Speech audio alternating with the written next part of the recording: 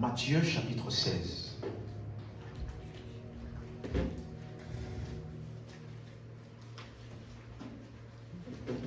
Matthieu chapitre 16. Nous sommes toujours dans la compréhension de l'église locale. Ça fait déjà maintenant quelques semaines que nous sommes en train d'expliquer pourquoi appartenir à une église locale et y être engagé. Amen. Amen. Amen. Et nous avons déjà parcouru une certaine distance pour établir certains points clés sur lesquels je vais revenir très rapidement.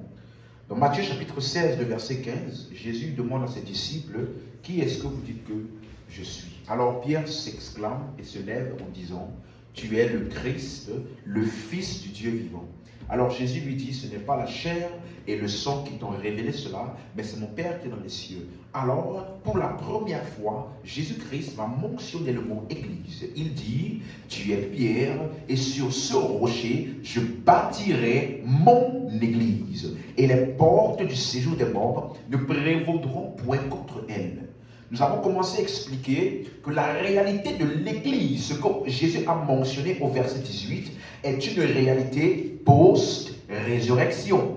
Quelqu'un me suit? Ce que Pierre a dit au verset 16, tu es le Christ du Dieu, le Fils du Dieu vivant, j'ai pris le temps de vous expliquer que c'était vrai au moment où Pierre l'a dit. Parce qu'à ce moment-là, Jésus n'était pas encore mort et ressuscité. Voilà pourquoi Jésus a parlé au futur. Je bâtirai. Quelqu'un me suit? Et lorsqu'il dit « je bâtirai », il dit « mon église ». En d'autres termes, cela veut dire que le mot « église » n'a pas été créé par Jésus. Il y avait déjà des églises à son époque, mais lui, il dit que je vais bâtir mon église. Et nous avons vu que le mot « église » est le mot grec « ecclésia », qui veut dire le rassemblement de ceux qui sont appelés. Est-ce que tu me suis jusqu'ici? Et il a mentionné un terme, les portes du séjour des morts. Est-ce que quelqu'un a cette version, a ce verset 18-là, dans la version Darby? Si quelqu'un peut me prendre ça dans la version Darby. Et moi aussi je te dis, verset 18, et moi aussi je te dis que tu es Pierre, et sur ce roc, je bâtirai mon assemblée, et les portes du Hadès ne prévaudront pas contre elle. Les portes du Hadès. Le mot Hadès est un mot grec qui veut dire le lieu des morts, un lieu sombre et ténébreux. Ça veut dire le lieu des morts. Me suivez? Donc, ce n'est pas, quand on dit séjour des morts, certaines personnes pensent que c'est l'enfer, là où ça chauffe, il y a beaucoup de feu là-bas. Non. Le séjour des morts, là où Jésus-Christ est allé, ce n'est pas un lieu là où il y a le feu. C'est un lieu qu'on appelle le séjour des morts, dans lequel tous ceux qui n'ont pas cru en Christ séjournent, et dans lequel il y avait un compartiment qu'on appelle le sein d'Abraham, dans lequel tous ceux de l'Ancien Testament qui avaient cru en la promesse de Christ qui devait venir, étaient là-bas en attendant que Jésus-Christ vienne justement, entrer par sa mort et son ensevelissement. Il est parti dans le séjour des morts. Et le séjour des morts n'a pas prévalu contre lui. Voilà pour la raison pour laquelle il est ressuscité. Donc lorsque Jésus disait, je bâtirai mon église, les portes du séjour des morts ne prévaudront point contre elle, il parlait de sa résurrection. Du fait que le séjour des morts n'empêchera pas le fait qu'il va ressusciter. Voilà pourquoi l'église est une réalité post-résurrection. Parce que ce n'est pas la résurrection de Jésus que l'église a été bâtie. Voilà pourquoi, une fois Jésus a dit aux pharisiens, détruisez ce temple et en 3 jours, je le rebâtirai. Alors ils sont exclamés, nous avons pris 46 ans pour bâtir ce temple-là. Et toi, tu dis, en 3 jours, tu vas le bâtir. Et la Bible dit, il parlait du temple de son corps. Et quand tu lis Éphésiens chapitre 1, verset 19 jusqu'au verset 21, 22 et 23, la Bible dit, verset 19, « Quelle est envers nous qui croyons l'infinie grandeur de sa puissance qui se manifeste avec efficacité par la vertu de sa force. Il l'a déployé en Christ en le ressuscitant d'entre les morts et en le faisant asseoir à sa droite dans les lieux célestes, au-dessus de toute autorité, domination, toute puissance, toute dignité et de tout nom qui peut se nommer, non seulement dans le siècle présent, mais dans le siècle à venir. Donc par la résurrection de Jésus, il a eu le nom au-dessus de tous les noms. Il a eu la seigneurie et l'autorité suprême. Mais ce n'est pas fini. Verset 22, il a tout mis sous ses pieds et il l'a donné comme chef suprême à l'Église. L'Église qui est son corps. Donc en 3 jours, je bâtirai le temple. Il parlait du temple de son corps. Or, l'Église est son corps. Donc l'Église de Jésus-Christ a été bâtie en 3 jours. Plusieurs d'entre nous, quand nous lisons ce passage, on pense que c'est quelque chose qui est continuel. Il continue de bâtir, il continue de bâtir, il bâtit, il bâtit. Non, il parlait de sa résurrection. La résurrection de Jésus-Christ est le mode de bâtir. Comment on dit ça? De construction, de... Comment on dit ça en français? Est la manière par laquelle Jésus a bâti son Église.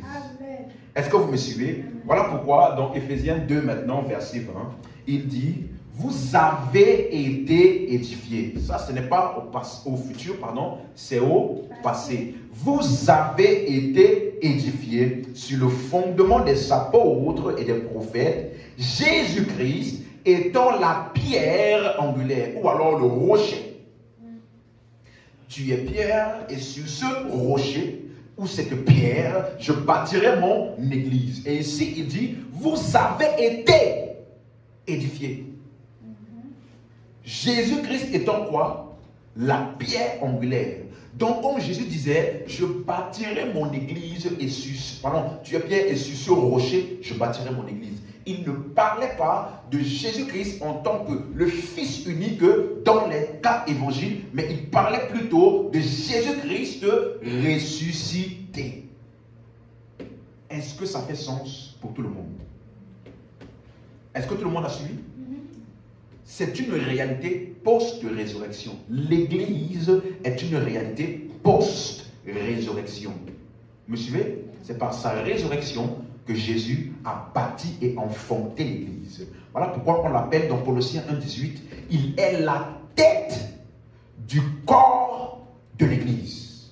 Le premier-né d'entre les morts. Donc il est devenu la tête du corps de l'Église lorsqu'il est né de la mort.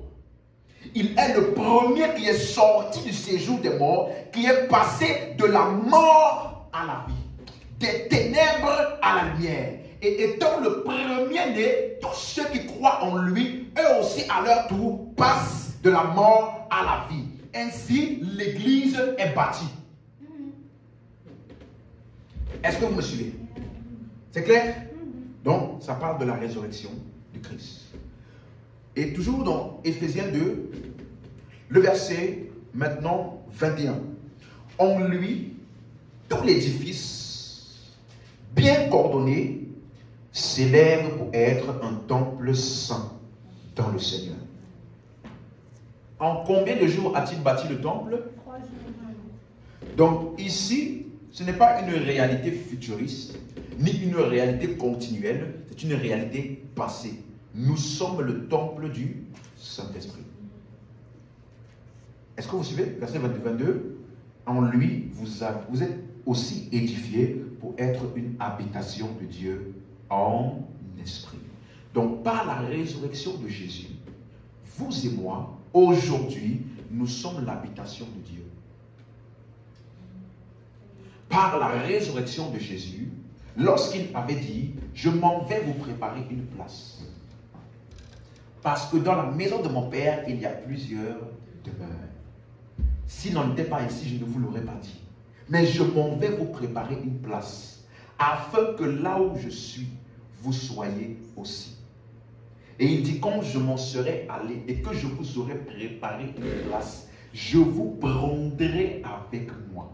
Ce n'est pas une réalité futuriste. Il parlait de ce qu'il allait aller faire par sa mort et sa résurrection. Et aujourd'hui, nous sommes devenus à notre tour aussi avec Jésus-Christ là, le temple du Dieu vivant. Dis Amen.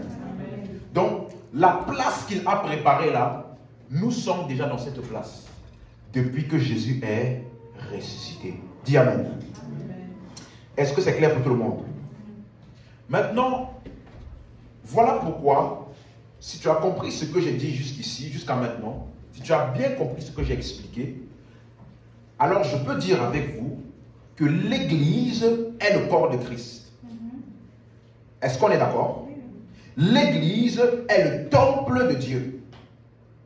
On est d'accord? Ou l'habitation de Dieu. Est-ce qu'on suit? Et cela a été bâti par la résurrection. Donc ça veut dire que comme Jésus est ressuscité,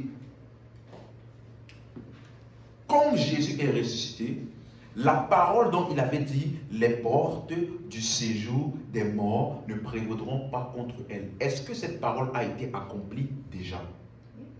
On est d'accord? Parce qu'il est sorti de la mort. Donc au jour d'aujourd'hui, quiconque croit en Jésus, lui aussi a vaincu la mort. Absolument. Yes. Avance. Le jour où Jésus est ressuscité, la Bible nous dit dans Hébreux chapitre 1 ou Hébreux chapitre 2, il dit, tu es mon fils, aujourd'hui je t'ai engendré. Donc il a appelé la résurrection de Jésus une naissance. Donc le premier qui est né de nouveau, c'était Jésus-Christ. On l'appelle le premier-né d'entre les morts. Donc quand Jésus-Christ, à Noël, on fête, n'est-ce pas? Le petit Jésus, dans la crèche, il est né. Comme nous avons cette réalité-là, en fait, en réalité, la naissance de Jésus du ventre de Marie n'est pas une naissance. C'est une incarnation. Ça veut dire que la Bible dit que Christ, pardon, tu n'as voulu ni sacrifice, ni holocauste, mais tu m'as formé un corps. Donc ça veut dire que Christ a toujours existé. On a chanté, non? Tu étais là dès la création. Fils unique du Dieu. Donc, dès la création, là, Christ était déjà là. Quelqu'un me suit? Et comme il était déjà là dès la création, il ne mettait pas sous forme humaine comme nous. Alors la Bible dit, tu m'as formé un corps. Donc même le corps de Jésus ne venait pas de Marie. Marie était simplement un canal que Jésus a utilisé pour apparaître dans le monde. C'était la porte d'entrée, parce que la porte d'entrée dans le monde pour tout homme, c'est la femme. N'est-ce pas? Donc il a emprunté la voie naturelle par laquelle tout homme entre sur la terre. Et lorsqu'il est entré sur la terre, il n'a jamais appelé Marie mère. Il a toujours dit femme. Allô? Oui? Ils sont venus le voir pour qu'il puisse multiplier, il manquait le vin. Femme, qu'y a-t-il entre toi et moi? Mon heure n'est pas arrivée. À 12 ans, il est au temple. Ses parents le cherchent pendant 3 jours. Tout parent, tu trouves pas ton enfant, tu paniques. Il est où? Normalement. Et on retrouve Jésus. Lorsque ses parents le retrouvent, au lieu de dire papa, maman, désolé, hein, il dit, j'avais à faire les affaires de mon père. Pas de Joseph, ni de Marie. Quelqu'un me suit? Parce que sa naissance là, ce n'est pas une naissance. C'est une incarnation. Mais Dieu lui-même a appelé Jésus, tu es mon fils. Aujourd'hui, je t'ai engendré le jour où il est ressuscité. Ça veut dire que la véritable naissance s'est passée le jour où il est né de la mort. Parce que sa première naissance, entre guillemets, il est sorti du ventre de Marie. Mais la véritable naissance du Christ, c'est lorsqu'il est sorti du ventre de la mort. Premier-né d'entre. Et maintenant la Bible dit à tous ceux qui l'ont reçu, elle leur a donné le pouvoir de devenir enfants de Dieu. Et tel il est, tel nous sommes. Donc ça veut dire que si la résurrection de Jésus est la victoire totale sur la mort, si la résurrection de Jésus est la défaite permanente et totale de la mort, de l'enfer et du séjour des morts, ça veut dire que le jour où toi aussi tu as cru en Jésus, nous là, on n'essaye pas de vaincre. Nous là, on ne vient pas à l'église, on ne vient pas à Christ, après on commence à lutter contre les démons pour essayer de vaincre. Non, par naissance déjà là, on a vaincu la mort. La Bible dit, qui est celui, tout ce qui est né de Dieu a triomphé du monde. Et la victoire qui triomphe du monde, c'est notre foi. Donc le jour où tu as cru en Jésus, tu es entré dans la victoire. Bien-aimé, quelle que soit la circonstance sur ton chemin, tu n'essayes pas de vaincre ça. C'est trop tard, tu as déjà vaincu. Dis-moi amen comme il faut. Est-ce que tu me suis? Tu es né dans la victoire. Ça veut dire que si on voulait faire de toi un loser, c'est trop tard. Il a 2000 ans de retard.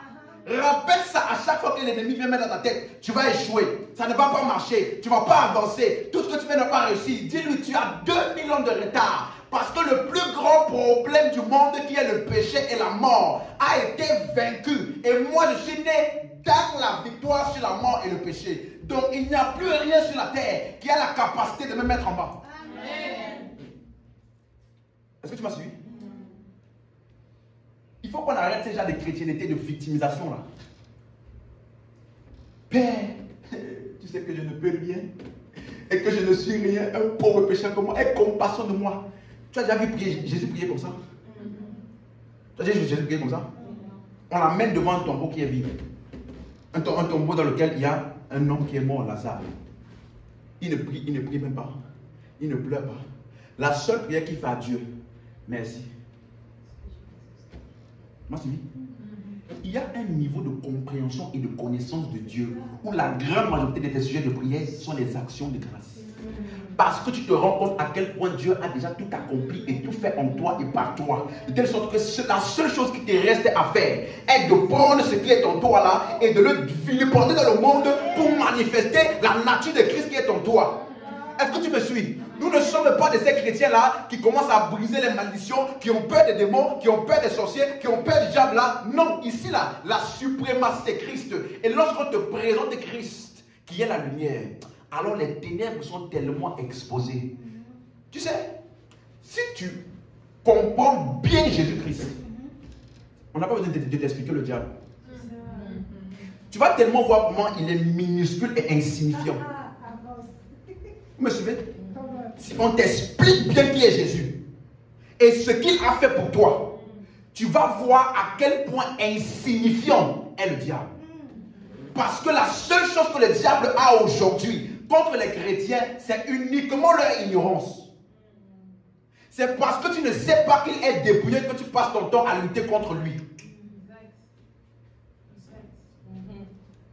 Le jour où tu apprends qu'en fait, il est déjà vaincu, tu as déjà fait 90% du combat.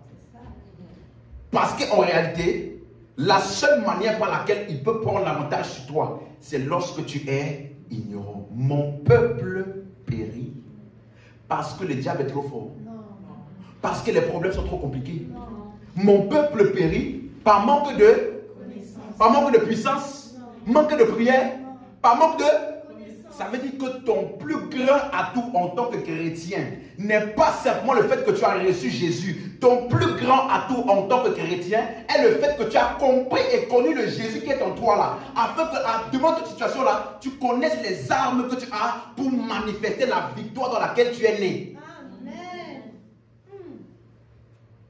Est-ce que quelqu'un me suit? Amen. Celui qui est né de Dieu triomphe du monde. Et la victoire qui triomphe du monde, c'est notre foi. Après, il dit, dans 1 Jean 5, verset 5, il dit, qui est celui donc qui a triomphé du monde, sinon celui qui croit que Jésus est le Fils de Dieu? Est-ce que quelqu'un croit ici que Jésus est le Fils de Dieu? Amen. Alors dis avec moi, je suis plus que vainqueur. Et j'ai triomphé du monde. Dis encore Amen. Amen. Tu m'as suivi? Donc, nous sommes en train d'expliquer pourquoi donc il faut être dans une église locale. Si Jésus a tout fait ça pour nous, pourquoi donc une église locale? Et j'ai commencé à vous expliquer donc que, on a vu ça, l'église est le corps de Christ, n'est-ce pas? Est-ce que vous avez déjà vu un corps dont les membres sont séparés? Hein? On appelle ça quoi? Décapité. Donc ce n'est pas normal. J'ai dit ça ici une fois, si tu marches dans la rue et tu vois deux pieds seuls en train d'avancer, tu vas rester sur la route là? Hein? Pourquoi? Parce que ce n'est pas le pied le problème. Le pied tu le connais. Mais c'est parce que le pied fonctionne seul. C'est ça qui est un problème. Et c'est ça qui est anormal. Donc ce n'est pas le fait que je vois un pied marcher tout seul. C'est le fait que je vois que le pied là est déconnecté d'un corps qu'il est supposé porter. Donc ça veut dire que si nous sommes un corps, alors Dieu a conçu en fait l'église pour que nous puissions fonctionner les uns avec les autres. Ça veut dire que Dieu a besoin de moi et j'ai besoin de toi. Est-ce que vous me suivez? Et voici une définition que j'ai mise ce matin. Le corps est donc un ensemble de membres qui sont regroupés pour former un seul et qui fonctionnent les uns avec les autres pour l'utilité commune. Le micro que j'ai en main là, quelle partie de mon corps doit parler dedans? Ta bouche. Mais qui doit tenir ça? La main. Donc la main ne peut pas dire, il n'y a pas besoin de toi. La bouche peut pas aussi dire, il n'y a pas besoin de toi. Les deux là ont besoin de fonctionner ensemble pour l'utilité commune de tout le corps. De la même manière, Dieu aussi t'a donné des capacités et des grâces en toi pour que avec le corps, chaque frère et sœur, nous puissions cohabiter, nous réunir et fonctionner les uns avec les autres pour l'utilité globale. Est-ce que quelqu'un me suit? 1 Corinthiens 12, verset 12. 1 Corinthiens 12, verset 12. Si tu me suis, donne-moi un bon amen. Amen.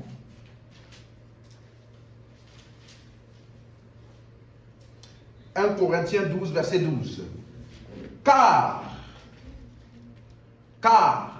comme le corps est un et a plusieurs membres, et comme tous les membres du corps, malgré leur nombre, ne forment qu'un seul corps, ainsi en est-il de Christ.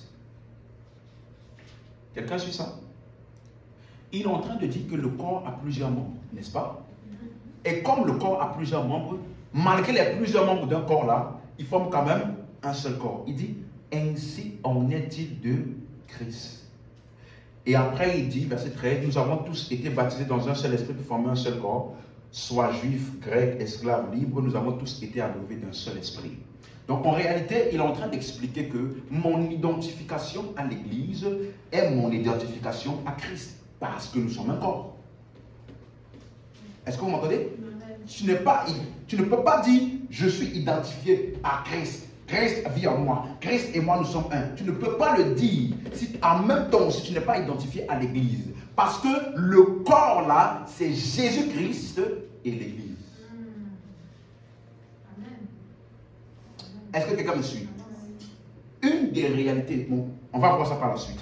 Alors, finissons d'abord ici. Voilà pourquoi Jésus a dit, dans Matthieu 18, verset 20, là où 2 ou 3 sont réunis, ou sont assemblés en son nom, il est au milieu d'eux. Assemblés à son nom là, ça veut dire quoi? Église. Parce que ecclésia, je vous ai dit ça au début, c'est le rassemblement de ceux qui sont appelés. Voilà pourquoi dans la version Darby qu'on a lue de Matthieu 16, 18, là, il a dit, je bâtirai mon assemblée. Donc déjà, l'étymologie même du mot église parle de plusieurs assemblées ensemble. Donc tu ne peux pas dire, je suis membre du corps de Christ, mais tu n'as pas d'église. Où tu es en contact avec tous les membres du corps avec lesquels tu es censé fonctionner. Vous me suivez? L'église locale est la démonstration de notre appartenance au corps. Quelqu'un me suit? Je te donne un exemple. Si je dis ici, on a besoin que tous ceux qui appartiennent au corps des médecins. Est-ce que c'est en venant à la réunion là que tu vas devenir corps du médecin? Non. Mais tu viens à cette réunion là parce que tu reconnais que tu appartiens au corps des médecins. Donc c'est une démonstration de ton appartenance au corps des médecins qui fait que tu te réunis dans la réunion de ceux qui sont membres du corps des médecins. Quelqu'un me suit? Donc l'église locale, lorsque nous nous réunissons, ça ne fait pas de toi un chrétien. Voilà pourquoi il y a des gens qui peuvent venir à l'église, ils ne sont pas sauvés, ils ne sont pas chrétiens. Mais parce que je suis croyant, et parce que par ma foi en Christ là, il m'a introduit dans le corps de Christ, à partir de ce moment-là, je sais qu'à tous les rassemblements de ceux qui sont membres du corps de Christ, je dois y assister. C'est une démonstration de mon appartenance. Et voilà pourquoi même dans les Écritures, après avoir assimilé l'Église à un corps, il assimile également l'Église à une famille. La Bible dit dans Éphésiens 3, 14 à 15, il dit « Je fléchis les genoux devant le Père duquel tire son nom toute famille dans les cieux et sur la terre. » Ouvrons Éphésiens chapitre 2. Éphésiens chapitre 2, verset 18. Éphésiens chapitre 2, verset 18. Alléluia. Amen. La Bible dit, car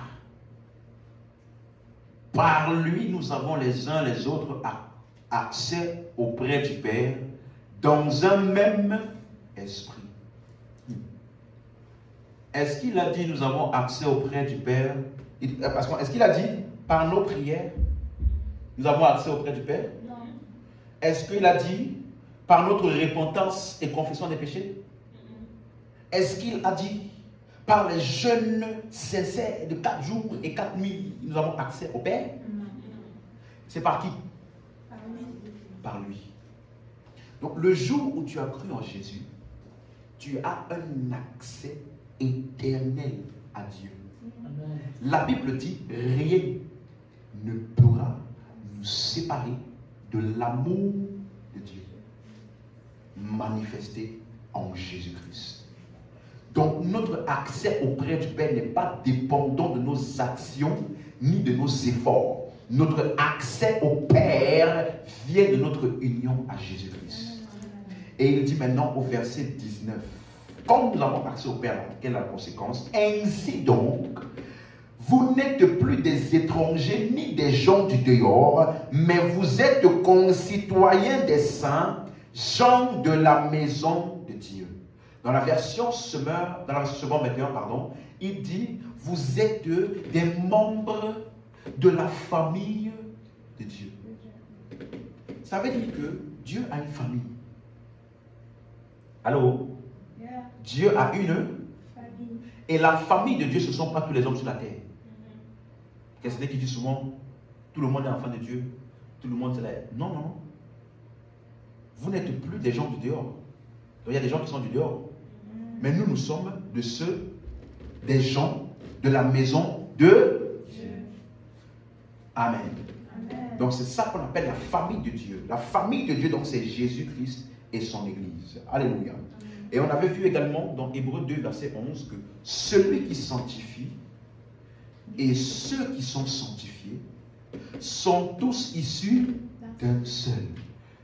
Voilà pourquoi il n'a pas honte de les appeler frères. Ça veut dire qu'aujourd'hui, Jésus-Christ est notre frère. Dis-moi, moi, Jésus-Christ est mon frère. Et nous avons un Père commun. Notre Père là, il aime Jésus. Et il m'aime aussi.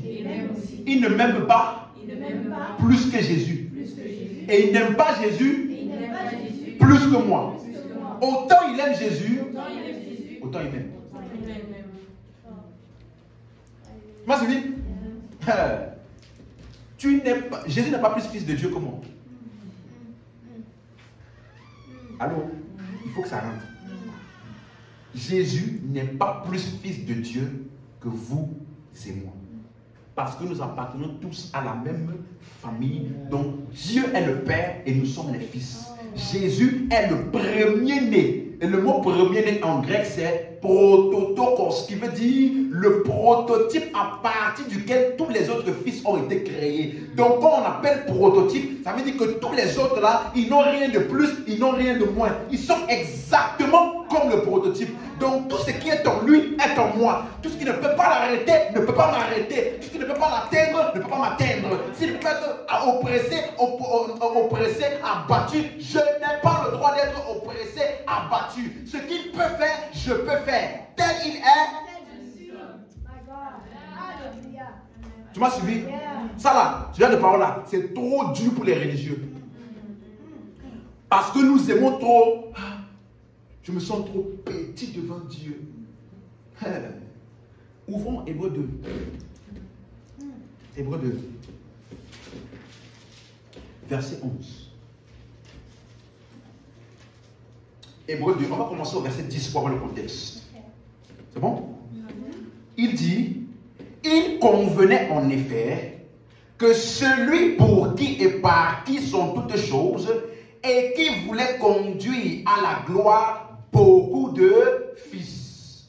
Donc il y avait des hommes sur la terre, mais qui n'étaient pas fils. Et Dieu voulait conduire tous là, beaucoup de fils là, à la gloire. Il voulait les faire entrer dans la famille et la filiation avec Dieu. Il voulait que ces hommes-là puissent être aussi des fils de Dieu. Parce que dans la famille de Dieu, avant que Jésus-Christ ne soit ressuscité, il n'y avait que deux membres.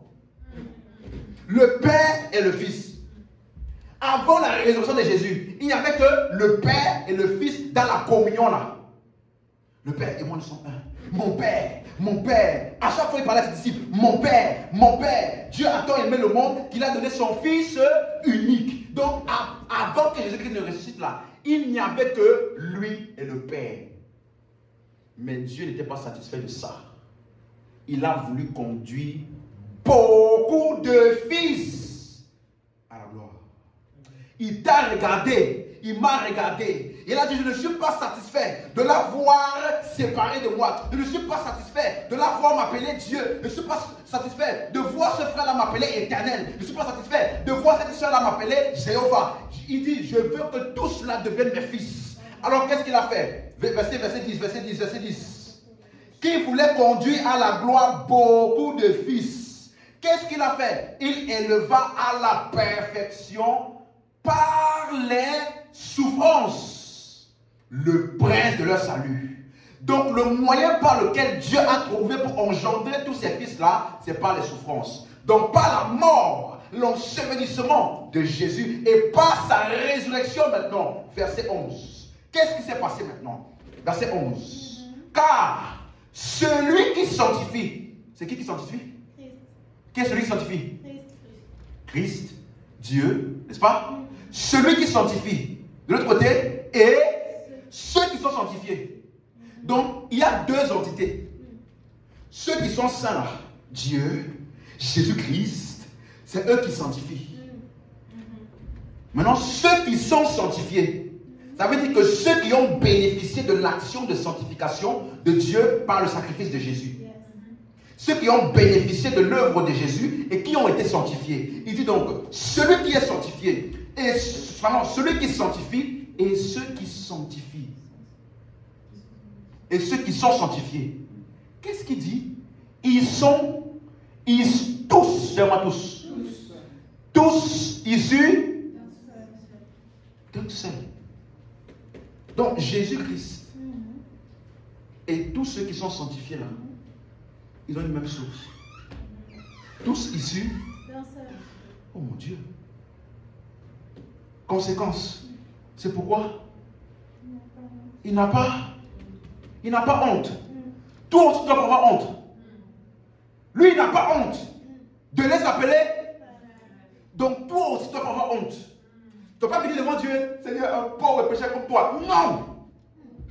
Tu dois dire merci Père de ce que je suis ton fils et que ton ADN habite en moi. Donc quand je viens prier comme un fils devant son père. Il n'y a aucune condamnation, il n'a aucune peur. Il n'a pas de petite prière ni de petite demande. Il sait que son père peut tout. Donc quand il vient parler là, quand il vient pour prier, il demande tout ce qu'il doit demander et il sait que le père va donner. Amen. Dis-moi amen ici. Amen. Il n'a pas honte de les appeler. Ça veut dire que au jour d'aujourd'hui, comme Dieu te voit, il ne te voit pas différent de Jésus. Est-ce que tu me suis? Il ne te voit pas différent de Jésus. Donc quand tu viens pour dire, Père, un pauvre pécheur comme moi, Dieu te demande, mais c'est qui ça? C'est qui ça? Imagine-toi ton enfant, ton propre enfant, il te laisse te demander, il sait que tu as des millions. Il vient juste te demander 10 euros. Mais plus te demander 10 euros là, il sait que tu as des millions, hein. Il veut te demander juste 10 euros. Mon papa, tu sais à quel point je t'aime et que je ne veux pas te déplaire. Je sais que hier là j'ai encore menti, hier j'ai encore fait ça, mais s'il te plaît, aie compassion de moi et donne-moi seulement 10 euros. Si tu es un vrai père responsable, tu vas être offusqué parce que ton fils, il sait qu'il, dans sa mentalité là, il ne pense pas que tu es capable de lui donner 10 euros sans qu'il ne se morfond devant toi. Et certains pensent que c'est une humilité de prier comme ça devant Dieu. Il n'a pas honte. Moi, il n'a pas honte.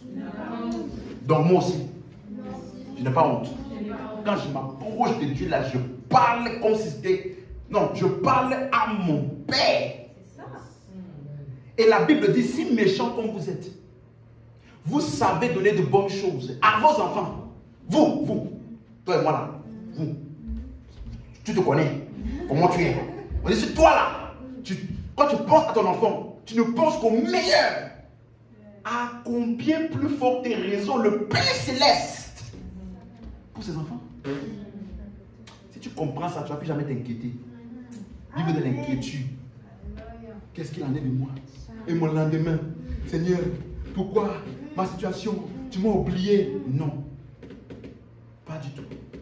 Avec moi, je refuse de m'inquiéter. Parce que mon Père, il prend soin. Dis-moi amen comme il faut aussi. Amen. Donc nous sommes la famille de Dieu. Dieu a une famille maintenant dans laquelle il y a plusieurs fils. Et chacun de ces fils-là, ils ont tous accès au Père dans un seul esprit. Vous me suivez? Voilà pourquoi dans Galates 6, il appelle ça la famille de la foi. Galates 6, verset 10. Il dit, maintenant que vous en avez l'occasion, faites du bien envers tous, surtout envers les frères de la foi. D'autres versions disent surtout envers la famille de la foi. Pourquoi? Parce que nous tous, là, ce qui nous caractérise, nous avons cru en Christ. Donc nous sommes une famille dont les liens ne sont pas les liens de sang, mais les liens de foi. Alléluia. Amen. Amen. Et donc dans Éphésiens 4, verset 4. Éphésiens 4, le verset 4. Il dit, il y a un seul Seigneur, une seule foi, un seul baptême, un seul Dieu et Père de tous, qui est au-dessus de tous, et parmi tous, et en tous. Waouh! Le Dieu et Père là, il est au-dessus de tous, il est parmi tous, et c'est pas fini, il est aussi où? Donc, la caractéristique de la famille de Dieu est que notre Père habite en chaque membre de la famille. C'est une famille dans laquelle le Père habite en chacun de nous. Ça là, c'est la caractéristique de la famille. Voilà pourquoi il appelle ça temple. Il nous appelle le temple saint. Donc, pour revenir à ce que nous disions, l'Église est donc le rassemblement de tous ceux qui sont appelés et qui sont membres de la famille de Dieu et qui sont membres du corps de Christ. Est-ce que ça fait sens maintenant pour tout le monde? Donc lorsque nous nous rassemblons en un seul lieu, nous démontrons que nous appartenons à la même famille. Lorsque je dis maintenant, par exemple, mon nom de famille c'est Gefak. Si je dis maintenant, tous les membres de la famille Gefak, venez ici. Ma femme va se lever. Toi, tu ne dois pas te lever.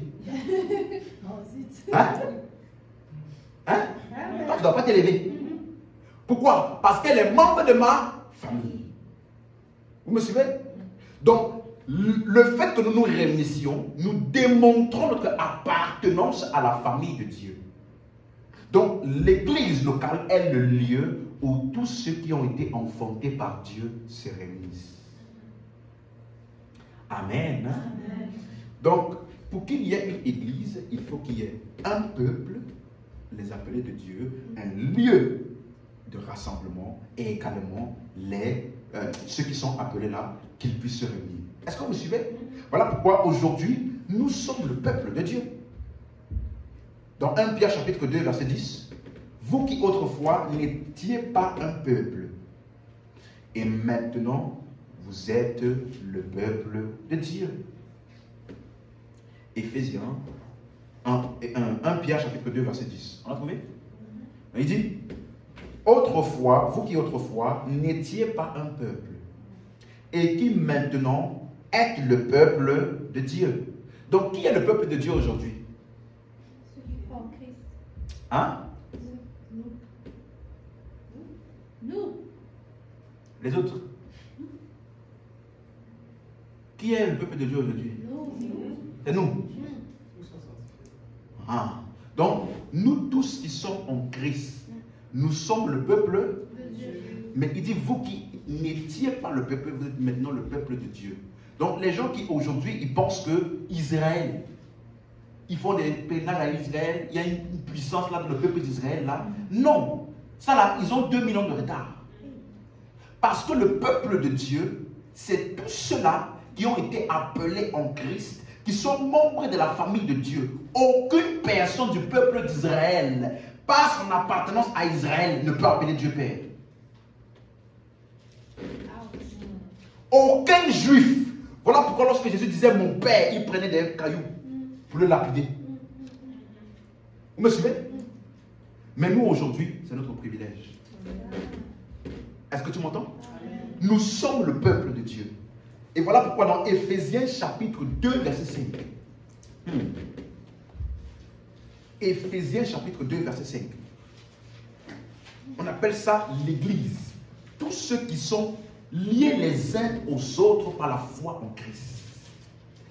Éphésiens 2, le verset 5.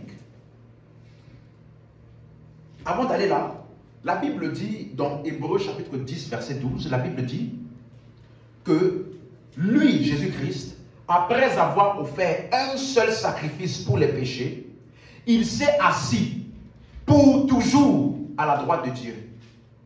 Donc lorsque Jésus a offert son sacrifice pour le péché, il s'est assis pendant combien de temps? Pour toujours. Où? À la droite de Dieu. Maintenant, un détail que nous avons dans Éphésiens 2, verset 5 là, il dit, nous qui étions morts par nos offenses, il nous a rendus à la vie avec Christ. C'est par grâce que vous êtes sauvés. Quelqu'un est sauvé ici? C'est par là? C'est pas ta prière? Pas les œuvres? Pas tes efforts? Jeûne et prière?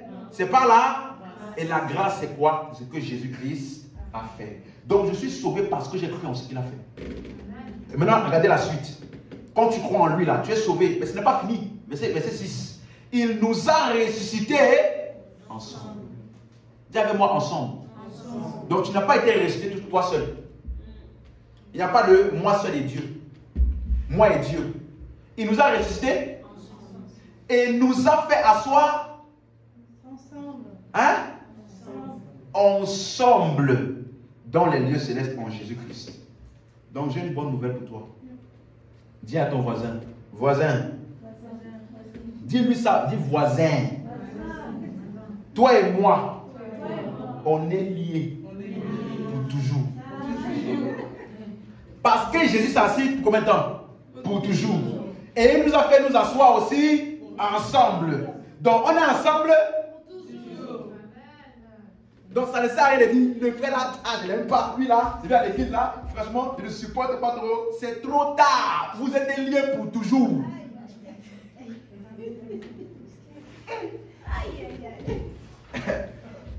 Si tu n'es pas content, il faut déchirer ça dans ta Bible. Mais en tout cas, c'est écrit. Amen. Et il nous a fait asseoir ensemble. Or, quand il s'est assis là, il s'est assis pour... Donc ça veut dire que toi et moi, est-ce qu'il a dit qu'il va nous faire asseoir à la fin des temps? Non. Il nous a fait asseoir là, c'est passé, présent, futur. Passé. Donc ça veut dire qu'on est déjà assis aujourd'hui à la droite de Dieu le Père. Hein? Est-ce que tu es conscient de ça? Est-ce que tu sais qu'aujourd'hui, tu es déjà assis à la droite de Dieu le Père? Ce n'est pas une prière, c'est une information. Donc soit tu acceptes et tu agis, parce qu'à la droite de Dieu le Père, c'est le lieu, ce qu'on appelle assis à la droite là. Je vais aider quelqu'un. N'imagine pas, Dieu est ici, il est assis. Il y a un petit siège à sa droite, dans lequel Jésus s'assit. Après nous tous là, un s'assoit sur l'autre, un s'assoit sur l'autre. Non! Il faut comprendre le langage biblique. Le mot assis parle de l'autorité. Le mot à la droite d'eux, c'est une image, par exemple, lorsque Joseph a interprété le rêve. Alors, le roi de Pharaon lui a dit: je te donne la suprématie et l'autorité sur tout le pays, sauf sur moi. Donc, tout est entre tes mains. Donc, Joseph, à ce moment-là, est devenu la droite de Pharaon. Ça veut dire que l'autorité suprême de tout le pays est entre les mains de Joseph. Vous me suivez? La seule personne sur qui n'a pas l'autorité, c'est Pharaon. Et aujourd'hui, Jésus a dit, après sa résurrection dans Matthieu 28, 18, tout pouvoir m'a été donné dans le ciel et sur la terre. C'est ce pouvoir et cette autorité-là qu'on appelle la droite de Dieu. Et donc cette autorité-là est aujourd'hui entre tes mains et mes mains. Amen. Donc tout ce que Jésus pouvait faire là, aujourd'hui, il a dit: ceux qui croiront en moi, ils feront les œuvres que j'ai faites. Mais plus encore. Parce qu'avant sa résurrection là, il n'avait pas encore l'autorité suprême. Mais quand il a été ressuscité, tout pouvoir lui a été donné. Donc nous aujourd'hui, on regarde Matthieu, Marc, Luc, Jean, on dit Alléluia et on fait plus. Amen.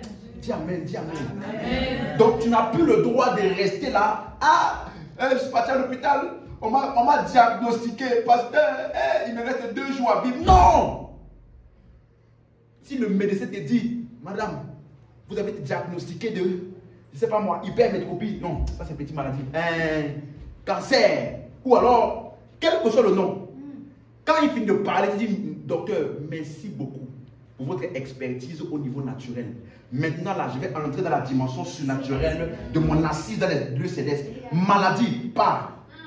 Et la maladie là n'a pas autre choix que de partir. Parce que la Bible dit: au nom de Jésus-Christ, tout genou fléchit et toute langue confesse que Jésus est Seigneur. Donc toute situation à l'encontre du nom de Jésus doit fléchir et reconnaître la seigneurie de Jésus. Et aujourd'hui, l'agent par lequel ce nom-là est mentionné, ou ce nom-là, pardon, est démontré, c'est lorsque toi et moi qui sommes à la droite de Dieu, nous utilisons notre bouche. Il dit: si tu dis à cette montagne, ôte-toi de là et jette-toi dans la mer, et que tu crois que ce que tu dis arrive, tu le verras. On n'a pas dit tu le verras peut-être. Dis-moi Amen. Amen. Est-ce que tu m'entends? Donc, pour revenir à l'église locale, on est assis ensemble pour toujours. Donc, bien aimé, si tu voulais vivre celle-là, ce n'est pas le bon endroit. Nous sommes liés les uns avec les autres pour toujours. Amen. Amen. L'église, c'est également le lieu de ceux qui sont de la nouvelle race. On a dit: si quelqu'un est en Christ, il est une nouvelle création. Donc, lorsque nous nous réunissons, nous reconnaissons. As-tu déjà fait un voyage dans un pays étranger et tu as rencontré quelqu'un de ta même nationalité que toi? Subitement, tu te sens familier. Tu peux être dans le pays là, tu te cherches. Mais je me rappelle quand je venais d'arriver en France, tout frais de l'Afrique.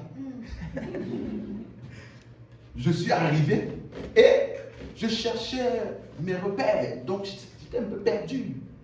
Mais un jour, on a organisé un rassemblement de famille.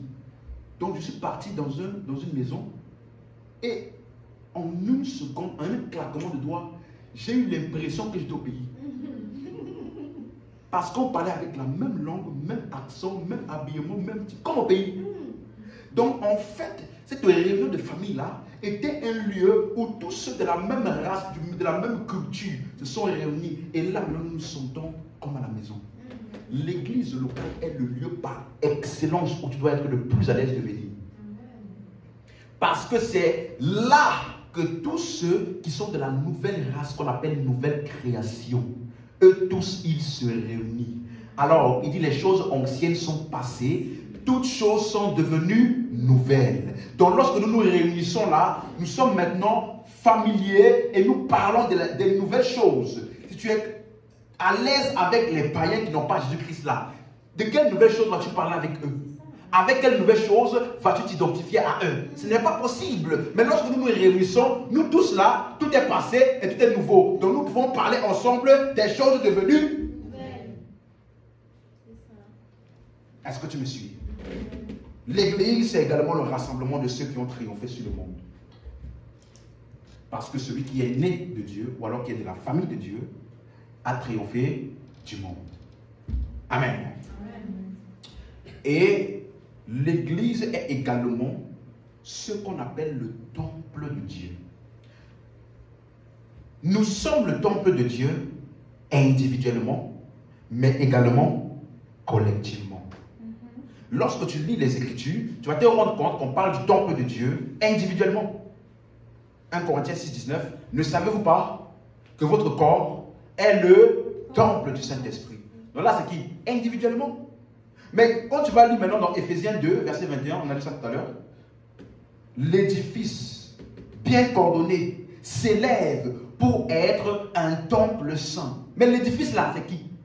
C'est nous tous qui avons été bâtis en Christ. Et il dit en lui donc, vous êtes édifiés pour être une habitation de Dieu en esprit. Donc nous sommes le temple de Dieu individuellement, mais également collectivement. Donc quand nous nous réunissons là, nous sommes également le temple de Dieu. Tu ne dois pas seulement être satisfait du temple de Dieu tout seul. Parce qu'ensemble également, nous sommes l'habitation de Dieu sur la terre. Amen. Est-ce que c'est clair pour quelqu'un? Donc, quelques derniers rappels rapides. Nous avons vu que c'est une réalité post-résurrection, les Écritures par excellence qui nous parlent de l'Église sont les épîtres. Parce que les épîtres sont la révélation de Christ venu de sa résurrection. Est-ce que vous me suivez? Et quand tu lis dans les épîtres, nous avons vu qu'il y a 4 thèmes en particulier qui sont traités dans les épîtres. Il y a ce qu'on appelle la sotériologie. Sotériologie, c'est l'étude du salut. Ça veut dire comment est-ce qu'on est sauvé, qui peut être sauvé, comment, quelle œuvre a été faite. Ça t'explique dans tous les détails ce qu'on appelle le salut. Donc ça veut dire que si tu étudies bien les épîtres de Paul, tu ne dois plus avoir de doute concernant le salut. Tu ne peux pas avoir pris le temps d'étudier les épîtres de Paul et dire j'ai peur de perdre mon salut. Ça veut dire que tu n'as pas bien compris ce qui était écrit. Tu ne peux pas étudier les épîtres de Paul et être de ceux-là qui disent je peux, en fonction de comment j'ai agi sur la terre, c'est là-bas à la fin des temps que je saurai si je suis sauvé ou pas. Non, tu ne peux pas dire ça. Parce que, juste un exemple, on a lu tout à l'heure. Il nous a ressuscité ensemble. Et nous a fait asseoir ensemble. Donc aujourd'hui, là, on est où? Dans les lieux où? Donc ça veut dire que, en tant que chrétien, ton objectif ne doit pas être d'aller au ciel. Parce que tu es déjà au ciel. Donc si ton objectif c'est j'aimerais aller au ciel, Père, le jour là, s'il te plaît, ne me rejette pas. Parce qu'il a fait sa parole, celui qui me confessera devant les hommes, je le confesserai aussi. Celui qui me réunira, je le réunirai aussi. Celui qui me réunira. Donc quand tu dis ça, tu commences maintenant à dire, faites attention les amis, Jésus revient bientôt, on ne sait pas le jour. Faites attention, ça peut venir même pendant que tu es en train de rêver. Donc même dans ton rêve là, ne pêche pas là-bas. Est-ce que tu me suis? Mais si tu comprends les épîtres de Paul, tu n'auras pas pour objectif d'aller au ciel. Non. Parce que c'est par là-bas que tu as commencé. C'est par là-bas que tu es né. Tu n'auras pas pour objectif de vaincre le diable. Parce que c'est par là-bas que tu as commencé. tu es né dans la victoire sur le diable. Est-ce que tu me suis? Tu n'auras pas pour objectif de vaincre le péché. Parce que le péché a été vaincu par l'œuvre de Christ que tu as accepté. Tu n'auras pas pour objectif de devenir juste. Parce que tu as été justifié une fois pour toutes par l'œuvre de Christ. Tu n'essaieras pas de devenir un bon enfant de Dieu. Parce que tu es devenu enfant de Dieu par l'œuvre à tous ceux qui l'ont accepté, elle leur a donné le pouvoir de devenir. Est-ce que c'est eux qui ont fait des efforts pour devenir? Ils ont simplement accepté l'œuvre par laquelle ils sont devenus. Tu ne peux pas lire les épîtres de Paul et avoir des doutes sur le salut. Non! C'est tellement clair qu'il faut vraiment être borné pour ne pas voir. Moi, c'est vite. Mais deuxième chose, dans les épîtres de Paul, il y a ce qu'on appelle la pneumatologie, l'étude de l'esprit. Ça encore, tu ne peux pas. La Bible dit dans 1 Corinthiens 12, 11, il dit, pour ce qui concerne les dons spirituels, je ne veux pas que vous soyez ignorants. Et le mot don spirituel est le mot grec pneumatikos, qui veut dire chose de l'esprit. Donc, pour ce qui concerne les choses spirituelles, il ne veut pas que tu sois ignorant.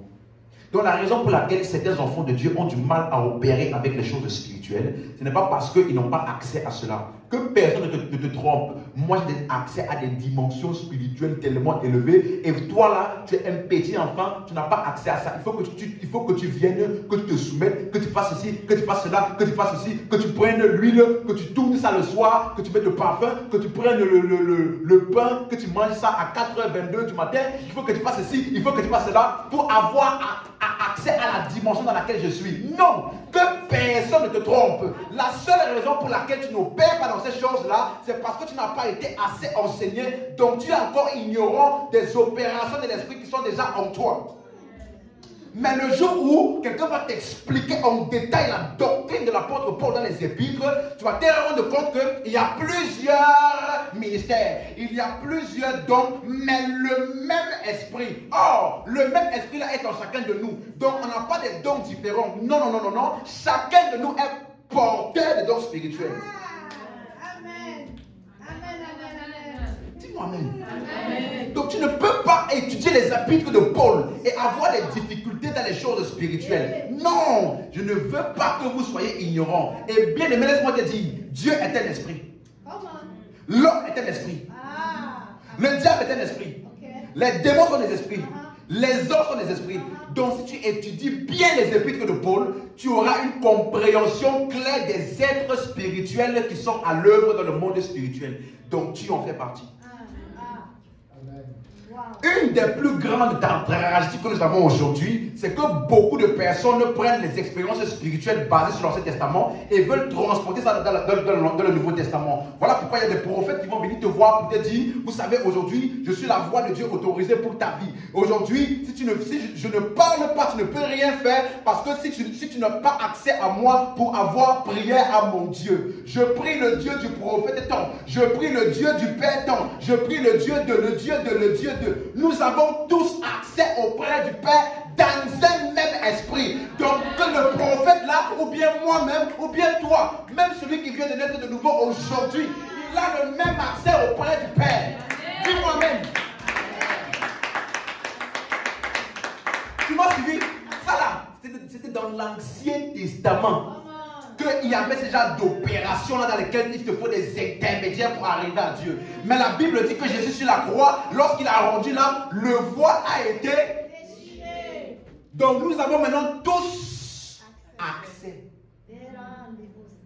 Il n'y a pas de sacrificateur spécial. Nous tous, nous sommes un royaume de sacrificateurs.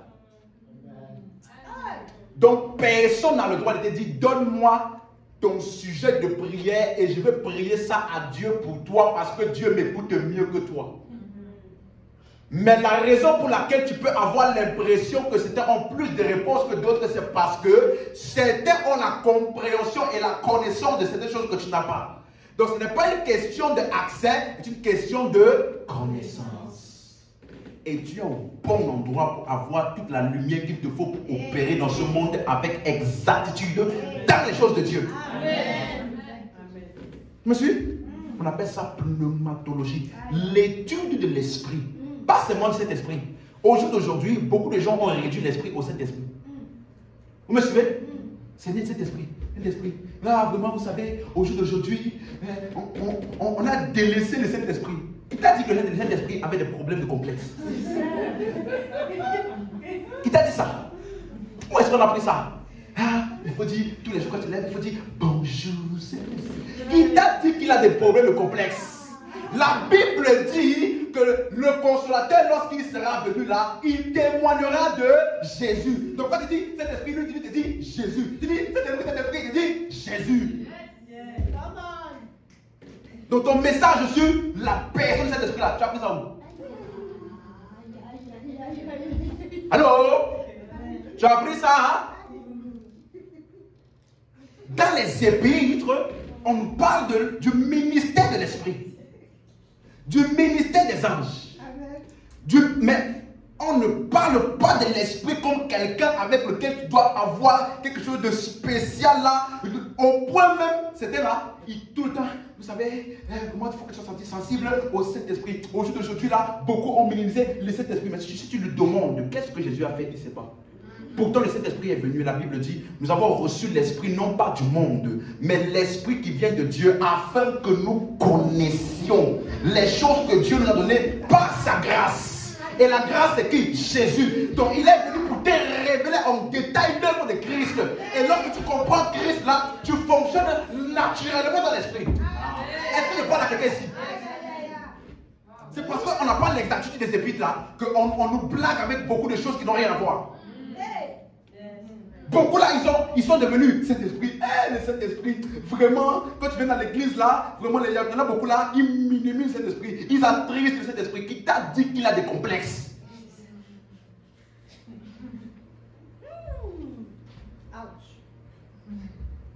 Est-ce que vous me suivez?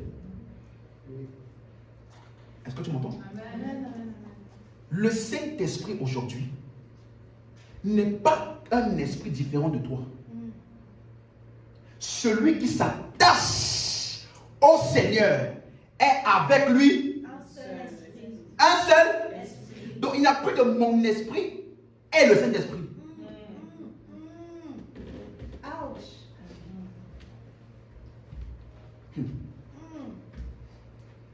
Si tu comprends les épîtres de Paul, il y a beaucoup de personnes, tu vas plus prendre le temps d'écouter même. Est-ce que tu m'entends? Troisième chose. Eschatologie dans les épîtres de Paul. Par exemple, dans 1 Timothée 4, verset 1 jusqu'au verset 5. 1 Timothée 4, verset 5.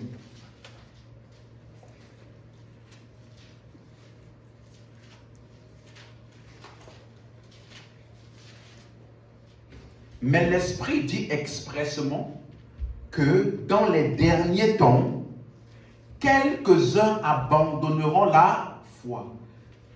Dans les derniers temps. C'est ça qu'on appelle eschatologie. Donc, en fait, il expose en détail les événements des temps de la fin. Il dit, quelques-uns abandonneront la foi pour s'attacher à des esprits séducteurs et à des doctrines de démons, par l'hypocrisie de faux docteurs portant la marque de la flétrissure dans leur propre conscience. Amen. Amen. Ça, c'est l'eschatologie. En fait, dans les épîtres de Paul, vous allez voir, il y a tellement de sujets à toucher que, écoute-moi, si tu étudies en détail les épîtres de Paul, tu n'auras jamais peur de l'enlèvement. C'est ça. 2, tu n'appelleras pas ça enlèvement. 3, tu n'auras pas peur de ce jour-là, parce que tu sauras ce jour-là. 4, je peux continuer? 4, tu vas comprendre exactement ce qui va se passer ce jour-là. Est-ce que tu me suis? Suis-moi. La Bible dit que Dieu est lumière et en lui, il n'y a point de ténèbres. Ça veut dire que Dieu a tout disposé pour que tu n'aies aucune zone d'ombre concernant non seulement ses opérations, sa personne, ce qu'il va faire et ce qu'il a fait. Tu me suis? Moi, je suis de ceux-là qui croient. On va tellement comprendre Christ que quand nous allons arriver dans le monde immatériel ou le ciel, ça sera du déjà vu dans les Écritures. Tu me suis?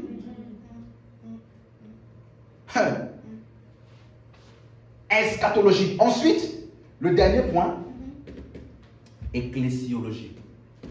Donc, on a vu 4 points. Sotériologie, étude du salut. Pneumatologie, étude de l'esprit.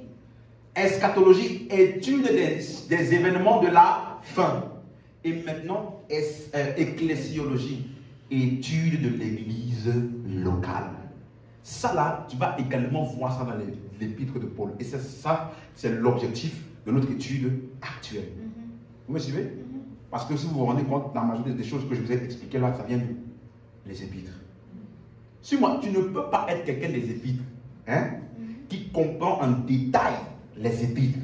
Et un petit plaisantin va venir te blaguer là. Hey, je vois un esprit derrière toi.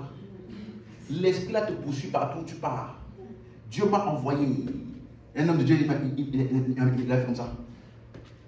Écarte tes mains. Écarte tes mains. Je vois une chaîne entre les deux. Amène-moi un bâton, amène-moi un bâton. Il a pris le bâton comme ça. Il a tapé entre les deux mains là. Bah! C'est moi, la chaîne est tombée. Simon, qui va savoir? Parce qu'il y a lui qui voit. C'est lui qui coupe la chaîne. C'est lui aussi qui a vu que c'est fini. Simon, qui va dire non? C'est comme ça qu'on blague les chrétiens. Tu me suis? Mais quand tu comprends la révélation de Christ, personne ne peut te blaguer. Tu ne peux pas chanter. Il y a une puissance dans le nom de Jésus pour briser les chaînes. Après, tu vois les chrétiens, briser les chaînes. Donc, tu reconnais que tu es enchaîné et que tu dois être brisé. Qui vous a ensorcelé? Paul l'a dit. Donc, Jésus là, il est mort, enseveli.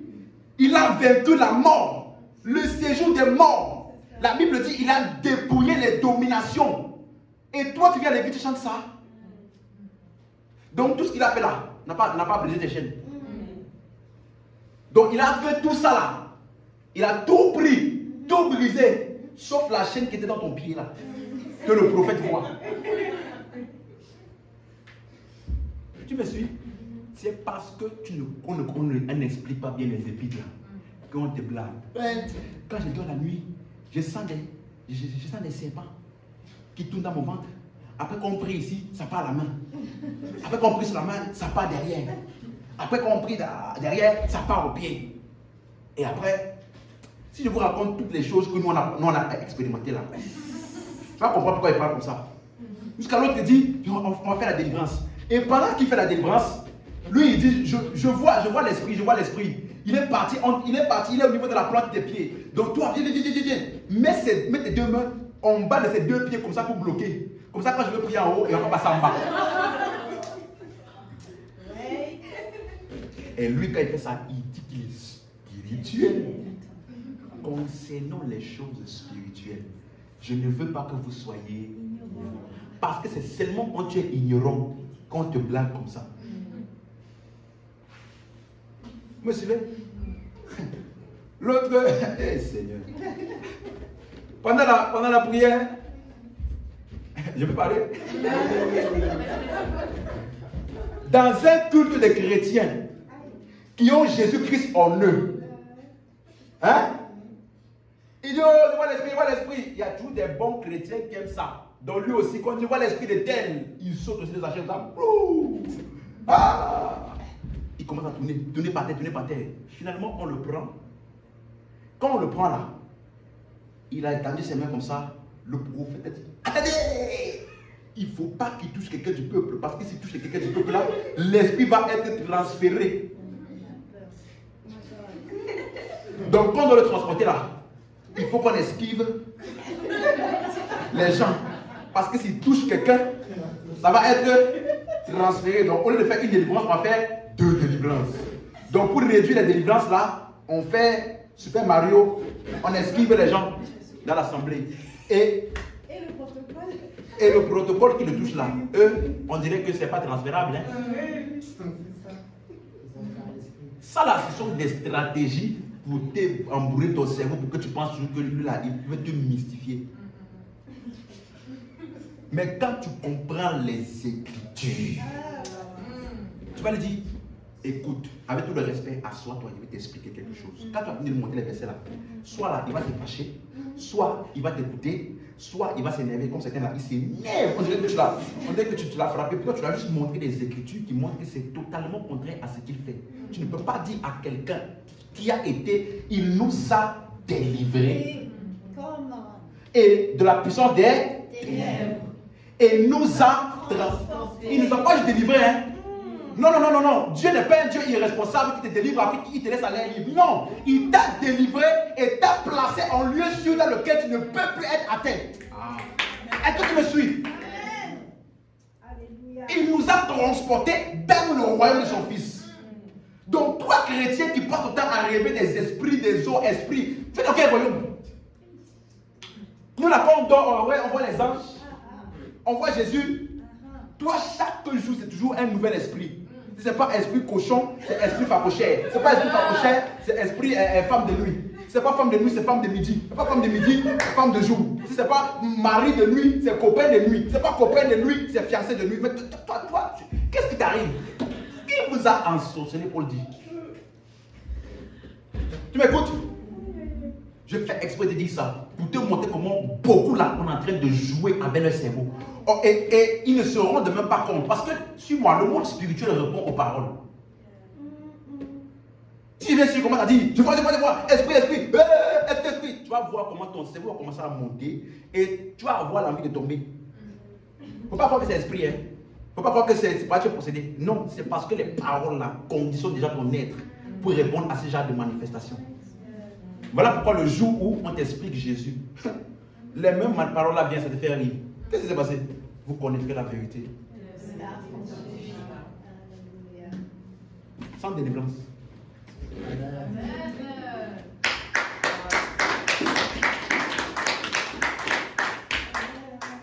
Tu m'as suivi? Il n'y a aucun ministère de délivrance en Christ. Donc celui qui dit Dieu m'a appelé pour faire la délivrance là, il s'est trompé de peuple.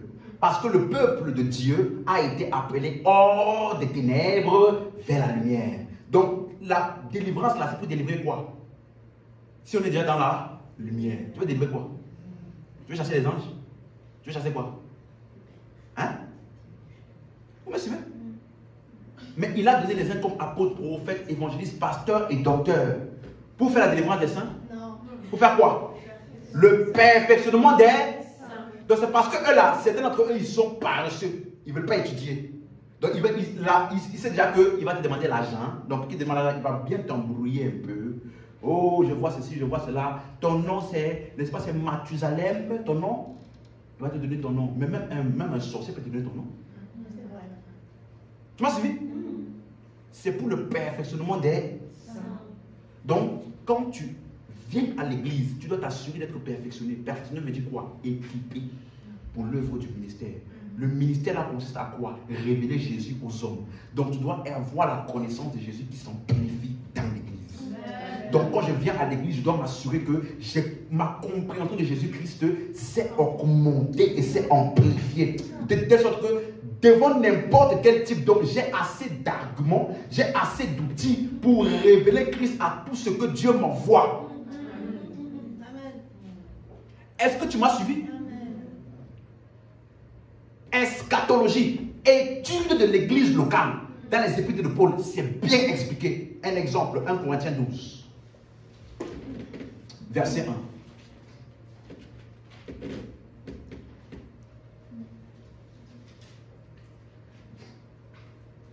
1. 1 Corinthiens 12, verset 1.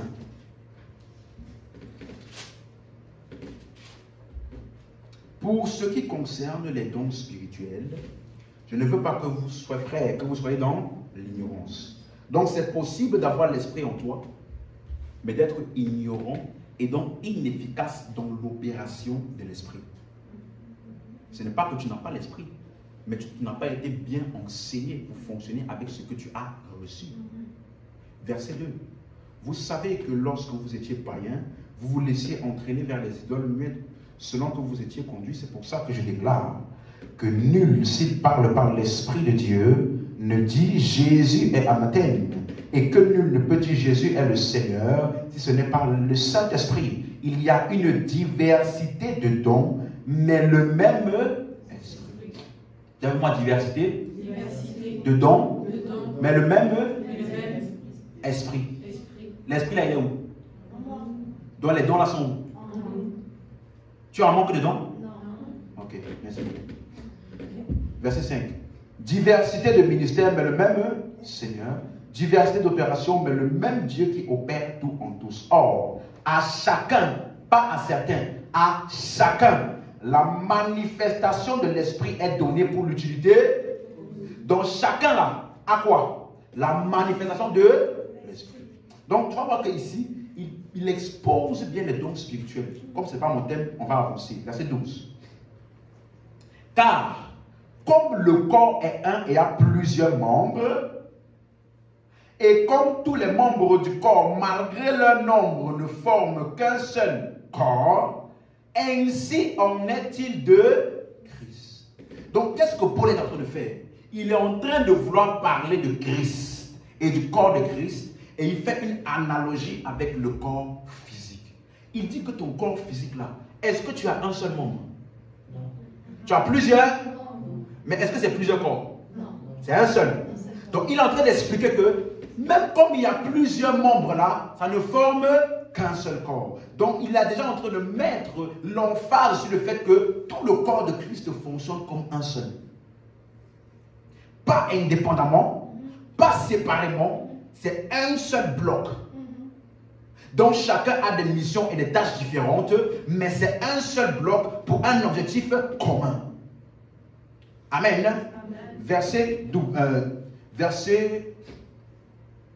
27.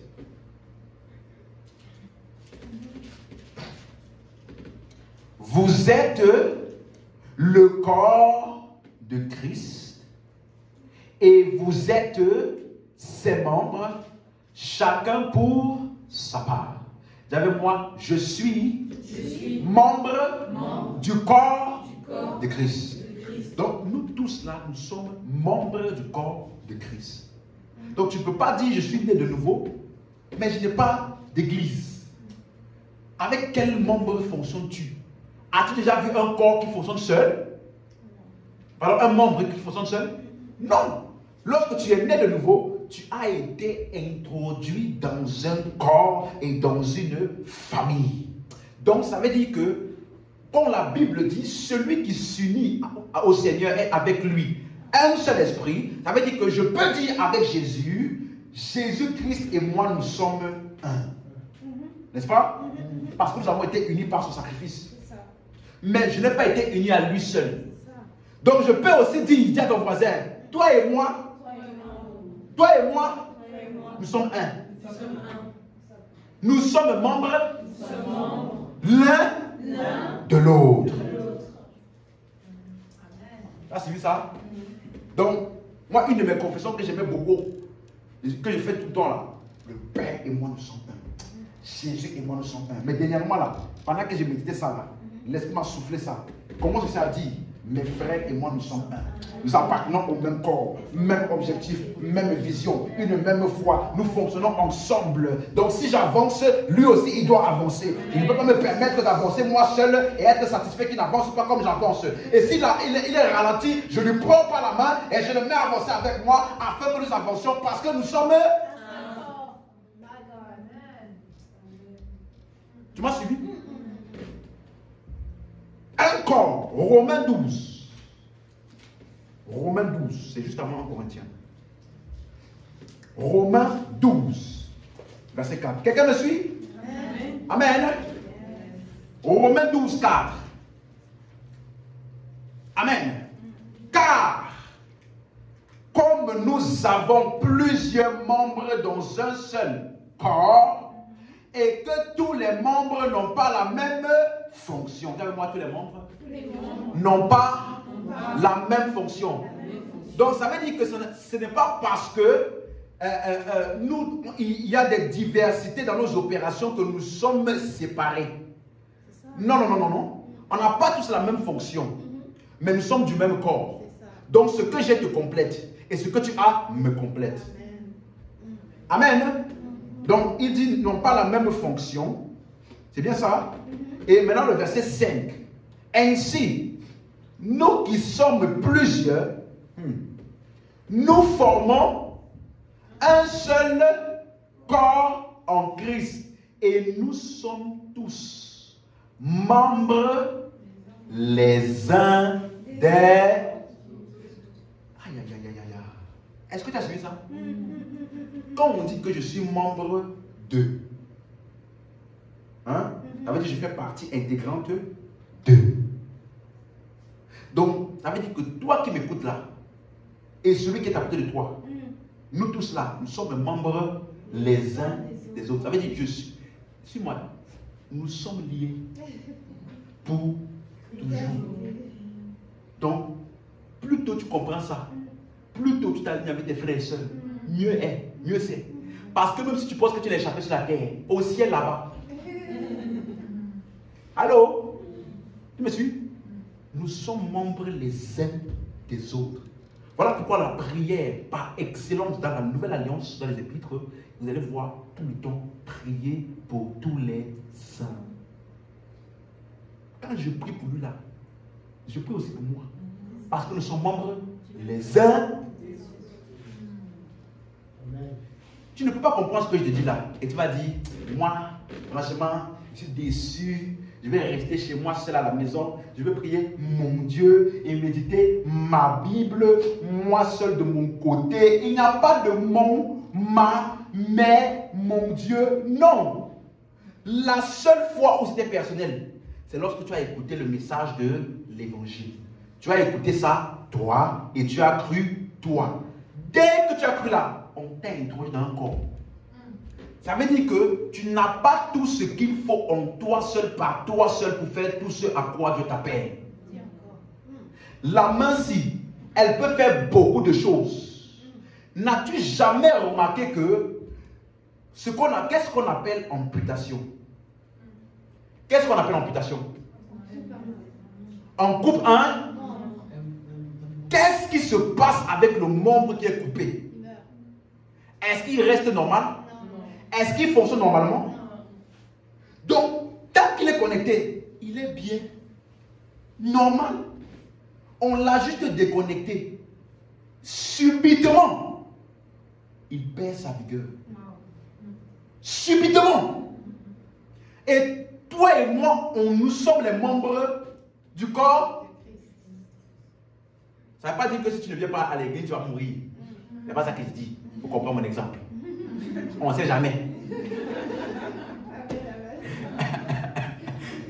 Non, parce qu'il y a plus déjà là, il va dire, ah, le pasteur dit que si on ne vient pas à l'église et tout, on va mourir comme le membre amputé. Non, c'est une analogie, c'est une parabole.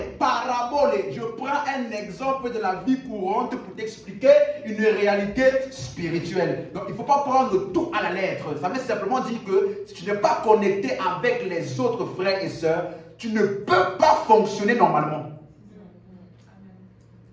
Dieu n'a pas conçu la vie chrétienne pour être vécue individuellement. Aucun membre du corps ne peut fonctionner en isolation. Galates chapitre 6, verset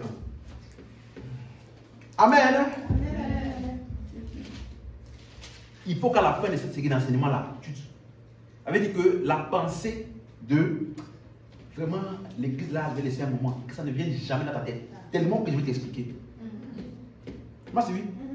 Galates 6, verset 1. Frère, si un homme vient à être surpris en quelque faute, vous qui êtes spirituels, faites quoi? Jugez-le. Condamnez-le. Hein? Redressez-le.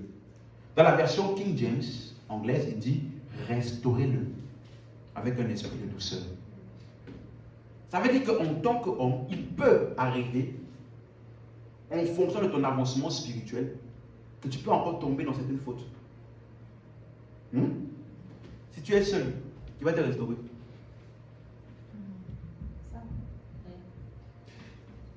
Suis-moi, il y a beaucoup de chrétiens aujourd'hui qui souffrent seuls. Pas un, hein? Beaucoup. Et la grande majorité du temps, c'est parce qu'ils n'ont pas compris ça. Ah, je suis tombé. Ah, vraiment, je suis déçu de moi-même. Et maintenant, je peux aller là-bas. Et ouais, j'ai trop honte. Mieux, je reste chez moi. Je fais ma repentance personnelle. Et je reviendrai quand je serai plus fort. Mais c'est exactement quand tu viens de tomber là, ou quand tu viens de faire la faute là, c'est exactement là qu'il faut chercher ceux qui sont spirituels pour te restaurer. Il n'a pas dit qu'il se restaure lui-même. Non, ils vont le restaurer, ceux qui sont spirituels. Ça veut dire que ce n'est pas tout le monde qu'il fallait voir. Et l'église locale est le lieu par excellence parce que tout est organisé. Tu sais qui est spirituel et qui a reçu l'autorité et qui a reçu, d'après l'organisation, celui vers qui tu peux aller pour recevoir des conseils pour être restauré. Je me rappelle, il y a des personnes abattues, presque même envie de suicide. Et d'autres personnes auxquelles j'ai parlé, qui on dirait que la vie chrétienne n'avait plus d'importance pour eux. Dans une conversation de une heure comme ça.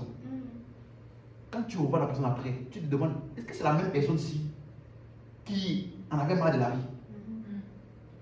Parce que ceux qui sont spirituels, comme tu as la nature de l'esprit, ils vont te réveiller à ce qui est en toi. Et subitement, tout ce que le diable par les circonstances avait mis dans ta pensée pour te défocaliser de qui tu es. Et tu avais oublié. Et tu as commencé à te comporter comme le fils prodige qui est parti. Il a commencé à manger dans la nourriture des porcs. Et la Bible dit, étant revenu en lui-même. Il dit, comment je peux manger la nourriture des porcs alors que chez mon père là-bas, il y a des serviteurs qui mangent mieux. Vous me suivez? Et la Bible dit, quand il est parti, en cours de chemin, il avait déjà préparé le discours de repentance. La confession des péchés bien élaborée. Mon père, je ne suis pas digne d'être appelé ton fils. Il avait déjà tout préparé. La Bible dit que le père l'a vu de loin. Donc, suis-moi, le père n'a pas attendu qu'il vienne. Le père est allé le retrouver à mi-chemin. Pour ne pas que sa saleté puisse être vue par tout le monde là-bas. Il l'a retrouvé à mi-chemin. Et le moment où il voulait déjà dire, mon père, je sais que j'ai péché, je ne suis pas dit. Le père dit, hé, arrête ça. Amenez le vêtement, amenez tout. Le père l'a restauré sans avoir besoin qu'il demande pardon, qu'il fasse tout type de repentance. Parce que c'est la nature du père d'aimer ses enfants. Et le père l'a restauré et le père lui a redonné l'anneau royal. Et lorsqu'il est arrivé à la maison, on a fait la fête comme s'il avait passé le bac. Alors qu'il venait de pécher et de vilipender l'héritage. Quel monsieur? Tu m'entends? Amen. Mais pourquoi il est parti vers les porcs? Il avait oublié qu'il était fils. Et beaucoup d'enfants de Dieu, à cause des circonstances, ils oublient. Ils oublient. Commencent à se voir avec une image erronée et déformée par les circonstances et les mensonges du diable. Alors quand tu rencontres celui qui est spirituel, il va te rappeler qui tu es. Ne savez-vous pas que votre corps est le temple du Saint-Esprit? Comment l'apôtre Paul peut dire ça à des gens qui vivent dans l'impudicité? Comment quelqu'un qui vit dans l'impudicité, tu lui dis, ne savez-vous pas que votre corps est le temple du... Ça veut dire que la raison pour laquelle il était encore en train de lutter avec ses péchés, c'est parce qu'il n'avait pas pleinement pris conscience que son corps là, c'est l'habitation de Dieu. Amen. Voilà pourquoi la Bible dit, donc Proverbe 18, verset 1, celui qui se tient à l'écart cherche ce qui lui plaît. Proverbe 18, verset 1. Celui qui se tient à l'écart, c'est pourquoi il cherche ce qui... Voici une des raisons pour laquelle les gens se mettent à l'écart. Tu ne veux pas qu'on te dise quoi faire. Tu ne veux pas qu'on pointe cette chose-là que tu ne veux pas adresser. Et que quelqu'un te rende responsable de ta nature en Christ. Tu veux vivre une liberté, mais changer en libertinage. La liberté en Christ n'est pas le libertinage. La Bible dit, nous avons été, Christ vous a racheté, c'est pour la liberté. N'utilisez pas cette liberté-là pour marcher dans la chair, mais plutôt pour servir. Donc on a été libérés pour être utile aux autres et non pas pour faire ce qu'on veut, comme on veut, quand on veut, de la manière dont on veut. Celui qui se met à l'écart, c'est parce qu'il cherche quoi? Ce qui lui plaît. Pasteur, il veut gâter mes projets. Moi, j'ai toujours voulu. Moi, j'ai toujours rêvé de ça. Moi, j'ai toujours voulu. Comment est-ce que le pasteur peut venir me dire que c'est le plan de Dieu, sauver les âmes, gagner les âmes, évangéliser, que c'est ça là qui est la priorité. Mais pasteur, n'es-tu pas jeune comme moi? Je suis jeune comme toi. Donc, tu ne peux pas me dire c'est la jeunesse. On est jeunes ensemble. Et Paul a parlé à Timothée, fuis les passions de la jeunesse. Donc, jeune ne veut pas dire un irresponsable. Tu peux être jeune, responsable et qui fait de ta vie et de ta jeunesse là un instrument entre les mains de Dieu pour le reste des nations. Et je déclare que toi qui m'écoutes aujourd'hui là, ça sera ton partage au nom de Jésus.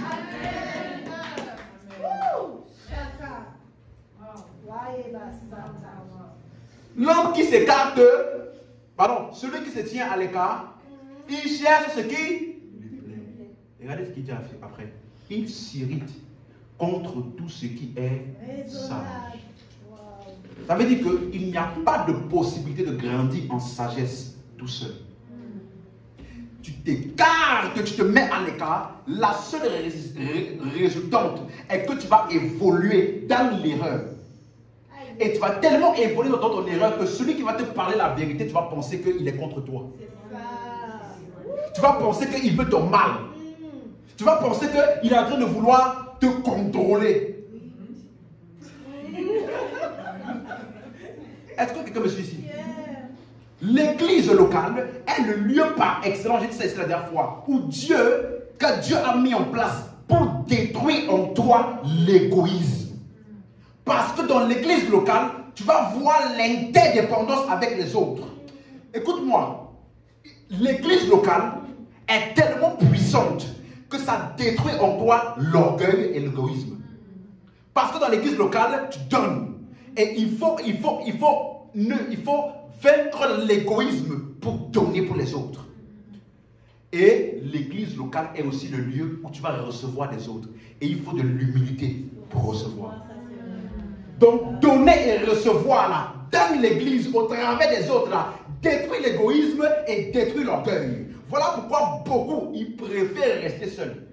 Parce qu'ils s'irritent contre ce qui est sage. Est-ce que tu me suis? L'église locale. Tu n'as pas d'église locale? Tu ne fais pas de l'église locale quelque chose d'important pour toi? Rappelez-vous, j'ai dit ça la dernière fois, que toutes les lettres de l'apôtre Paul étaient adressées à qui? Corinthe là, c'est le nom de ton frère? Hein? Corinthe là, c'est le nom de qui? De ta grand-mère? De qui? D'une ville dans laquelle il y avait une église locale. Donc s'il n'y avait pas d'église à Corinthe là, on n'aurait jamais une épître aux Corinthiens. Ça s'adressait à qui? Aux églises locales de la ville de Corinthe. Donc tu ne peux pas me dire, je sens que franchement Paul là, il avait une révélation terrible. Quand je lis les épîtres de Paul, je vais te demander, tu dis quelle épître? L'épître aux Galates. Vraiment c'était fort. Je dis, attends, épître aux Galates là, c'est ton frère? Non, c'est une ville dans laquelle il y avait une église locale. Donc toi, tu dis que tu es seul chez toi, en train de jouir des lettres aux églises locales. Mais tu as un problème. Moi, je suis. Toutes ces lettres, de Romains jusqu'à 2 Thessaloniciens, aux églises locales. 1 Timothée, 2 Timothée et Tite. Épître pastorale. Les pasteurs là, sont des pasteurs de quoi? pasteur des églises locales. Philémon, un frère qui servait dans l'église locale. Donc tu ne peux pas avoir une vie chrétienne efficace et fervente sans l'église locale. Ce n'est pas possible. Dis avec moi, Dieu est le Dieu des églises locales. C'est une conception de Dieu. Ce n'est pas un homme qui a décidé de réunir des gens pour venir faire ce qu'il veut. Non. Voilà pourquoi dans 1 Timothée 3, verset 15, il dit, afin que si je tarde, que tu saches comment il faut se conduire dans la maison de Dieu. Donc il y a une manière de se conduire dans la maison de Dieu. Ce n'est pas dans l'église que tu viens faire ce que tu veux, comme tu veux. Même le pasteur, il n'a pas le droit de venir faire ce qu'il veut, comme il veut. Tu me suis? Même si tu veux t'asseoir ici, il te dit, levez les mains, enlevez vos chaussures. Pasteur, c'est écrit où qu'il faut lever les chaussures? Tu n'as pas écrit? Alors j'enlève pas. Je te donne ce droit-là. Il y a une manière de se conduire dans l'église. À ce qu'il appelle ça la colonne et l'appui de la vérité. Donc dans l'église là, ce qui règne est la vérité qui est Christ. Ce que nous faisons ici est basé uniquement sur la compréhension et la révélation de Jésus-Christ. Donc le christianisme là, ce n'est pas personnel. C'est seulement personnel le jour où tu as reçu Christ. Dès que tu as reçu Christ là, ce n'est plus personnel. Tu es dans une famille, dans un corps, et tu appartiens à une assemblée. Et tu ne peux pas fonctionner seul. Même si tu as la plus grande sincérité du monde. Amen. Donc, une des raisons majeures pour lesquelles tu es resté en vie après ton salut, c'est parce que d'autres personnes doivent recevoir le salut à travers toi. Et pour que ces personnes reçoivent le salut à travers toi, tu as besoin de l'église locale pour être perfectionné en vue de l'œuvre du ministère. Donc, nous ne devons pas être de ces chrétiens qui vivent dans ce monde comme s'ils sont arrivés. Quand tu vis comme ça, tu es insensé. Parce que, suis-moi, le jour où nous allons paraître devant le tribunal de Christ, tu vas te rendre compte à quel point ton salaire et tes projets pour lesquels tu as tant travaillé sont insignifiants. Parce que dans l'éternité, ce qui compte est ce que tu as fait pour Christ. Il n'y a aucune récompense au ciel pour le mariage. Allô? Il n'y a aucune récompense au ciel pour le... Donc, les gens qui quittent l'église là, parce que non, là-bas, vraiment, je n'ai pas vu l'âme sœur. Je vais aller dans une autre église là-bas où je vais trouver l'âme sœur là-bas. Donc, toi, tu cherches l'âme sœur. C'est l'âme sœur qui va déterminer là où tu vas choisir l'église là. Tu es perdu. Il y en a qui vivent, on dirait que le mariage là, après Dieu lui-même, c'est le mariage. Vous me suivez? Il faut faire attention. Parce qu'il y a des personnes, la Bible dit que vous devez avoir de la considération, 1 Thessaloniciens 5, 12 à 13, et de la considération pour ceux qui travaillent parmi vous et qui vous dirigent dans le Seigneur. Donc Hébreux chapitre 13, 17, obéissez à vos conducteurs et ayez pour eux de la déférence, car ils veillent sur vos âmes. Comme devons en rendre compte. Donc il y a des gens qui vont rendre compte à Jésus-Christ pour ta vie. Est-ce que tu le sais? Et il y a aussi des personnes pour qui tu devras rendre compte. Il y a des personnes pour qui tu devras rendre compte devant Jésus. Parce que tu as eu tous les équipements et l'outillage qu'il faut pour accomplir ce à quoi il t'a appelé. Et tu as négligé au nom de mon projet professionnel. Je devais absolument voyager. Parce que c'est là-bas qu'il y avait l'opportunité de ma vie. Donc ce que tu appelles l'opportunité de ma vie là, c'est le business et ce n'est pas le perfectionnement en Christ. Quand tu vas arriver devant Christ là, tu vas te rendre compte à quel point ce pourquoi c'était court, au point d'oublier même l'essence même de la vie. Il court derrière ça. La Bible dit, si c'est dans cette vie seulement que nous espérons, nous sommes de tous les hommes les plus malheureux. Parce que tu es en Christ et toute ton espérance, elle est bien de ce monde. Tu viens à l'église pour les biens de ce monde. Tous tes sujets de prière, les biens de ce monde. Tu n'as pas compris encore Christ. Est-ce que quelqu'un me suit? il faut que tu fasses de ta vie un instrument pour les autres. Et je vais terminer en disant que ce soit l'épître de Pierre. Là, il dit dans 1 Pierre 1, verset 1, Pierre, apôtre de Jésus, à ceux qui sont étrangers dispersés. Donc, il parlait à qui? Aux églises locales.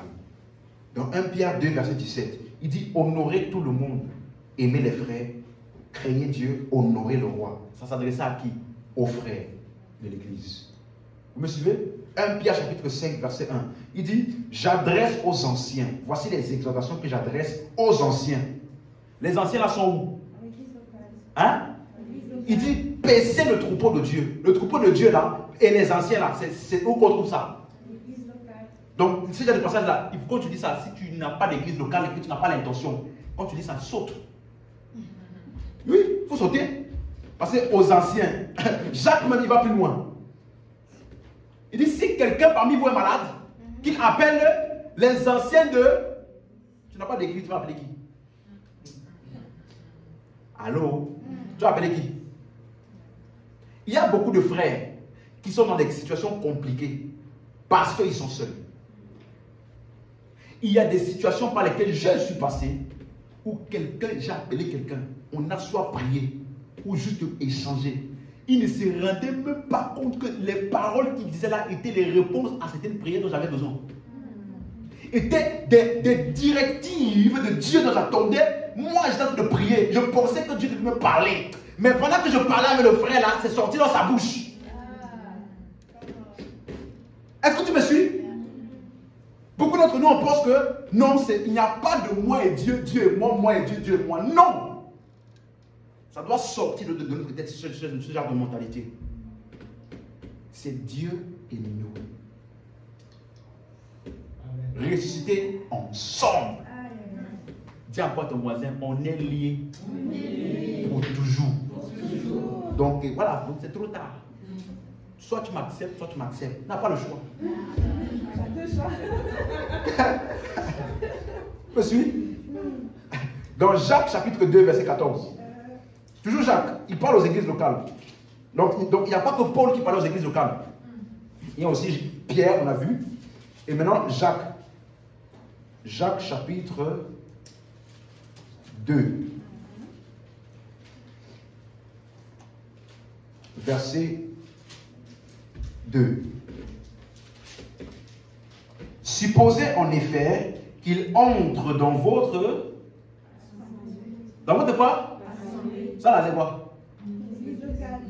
Donc, si tu n'as pas d'église locale, ça là, il faut sauter.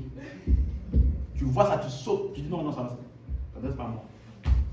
Si quelqu'un entre dans votre assemblée, verset 14. Mes frères, que sert-il à quelqu'un de dire qu'il a la foi s'il n'a pas les œuvres? La foi peut-elle sauver? C'est un des versets qui fatigue certains de mes frères. Ici, l'apôtre Jacques est en train de parler à des frères.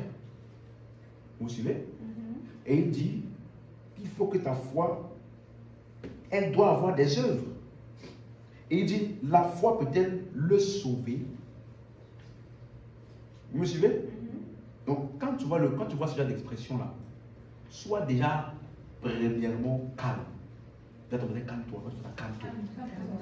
On commence par à mais le pasteur nous a dit qu'on est sauvé une fois pour toutes. Comment il peut dire ici que si on a la foi sans les œuvres, est-ce que ça peut le sauver? Calme, quand tu fais ça, calme-toi, souffle. Et maintenant tu utilises ton cerveau pour analyser le contexte de ce que tu es en train de lire. Parce que sauver ne parle pas toujours de sauver du péché. Lorsque les apôtres étaient dans la barque, ils sont exclamés, Jésus, sauve-nous, nous périssons. Il parlait de quoi? Sauver du péché. Sauver de quoi? La tempête. Donc, sauver ne veut pas toujours dire sauver du péché. De quel salut parlait-il ici? Verset 15.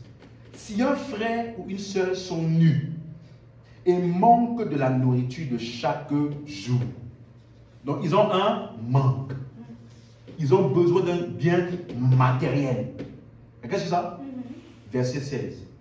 Et que l'un d'entre vous leur dise, allez en paix, chauffez-vous et vous rassasiez. et que vous ne leur donniez pas ce qui est nécessaire au corps. À quoi cela sert-il? Donc de quel salut parlait-il? Assistance à celui qui a besoin. Donc, si tu dis que tu as la foi, Jésus-Christ en moi, mais ton frère qui est à côté de toi n'a pas bénéficié de ce que tu appelles avoir la foi en Christ là, en fait, tu ne lui as servi à rien. C'est ça qu'on appelle la foi sans les œuvres est morte. En d'autres termes, elle ne profite en rien à l'autre. Il dit, tu dis que tu crois en Dieu, tu fais bien, les démons croient aussi et tremblent. Pourquoi est-ce qu'il a pris ça? Il est en train de faire une analogie. Les démons là, même s'ils croient, est-ce qu'ils profitent à l'humanité? Hein? Non. Rien. Donc il a dit que toi, chrétien, il dit que tu as Jésus-Christ en toi. Assure-toi que ta foi en Jésus là, tu as tellement bien compris ça, que tu trouves que tu comprennes que tu dois être utile aux frères. Parce que si tu n'es pas utile aux frères, tu n'es pas différent des démons. Eux là, ils ne sont pas utiles aussi. Allô? Eux, ils croient peut-être en Dieu. Ils sont utiles à l'humanité? Non. Donc moi qui ai Jésus, qui est Jésus en moi, je dois être utile aux frères. Donc à qui parlait-il? Aux frères de l'église locale pour qu'ils puissent aider les autres frères. C'est tout. Il ne parlait pas du salut. Amen. Amen. Même chose pour Jude. Jude 1, verset 3, vous allez lire chez vous. Il parle de combat, le combat de la foi. Dans 1 Jean, même chose. Mes petits enfants. Il parle à qui? À ses enfants spirituels. Est-ce que vous suivez? Donc, dans 1 Jean, il parlait de quoi? Marcher dans l'amour et être une bénédiction pour les autres en réaction à l'amour de Dieu pour toi.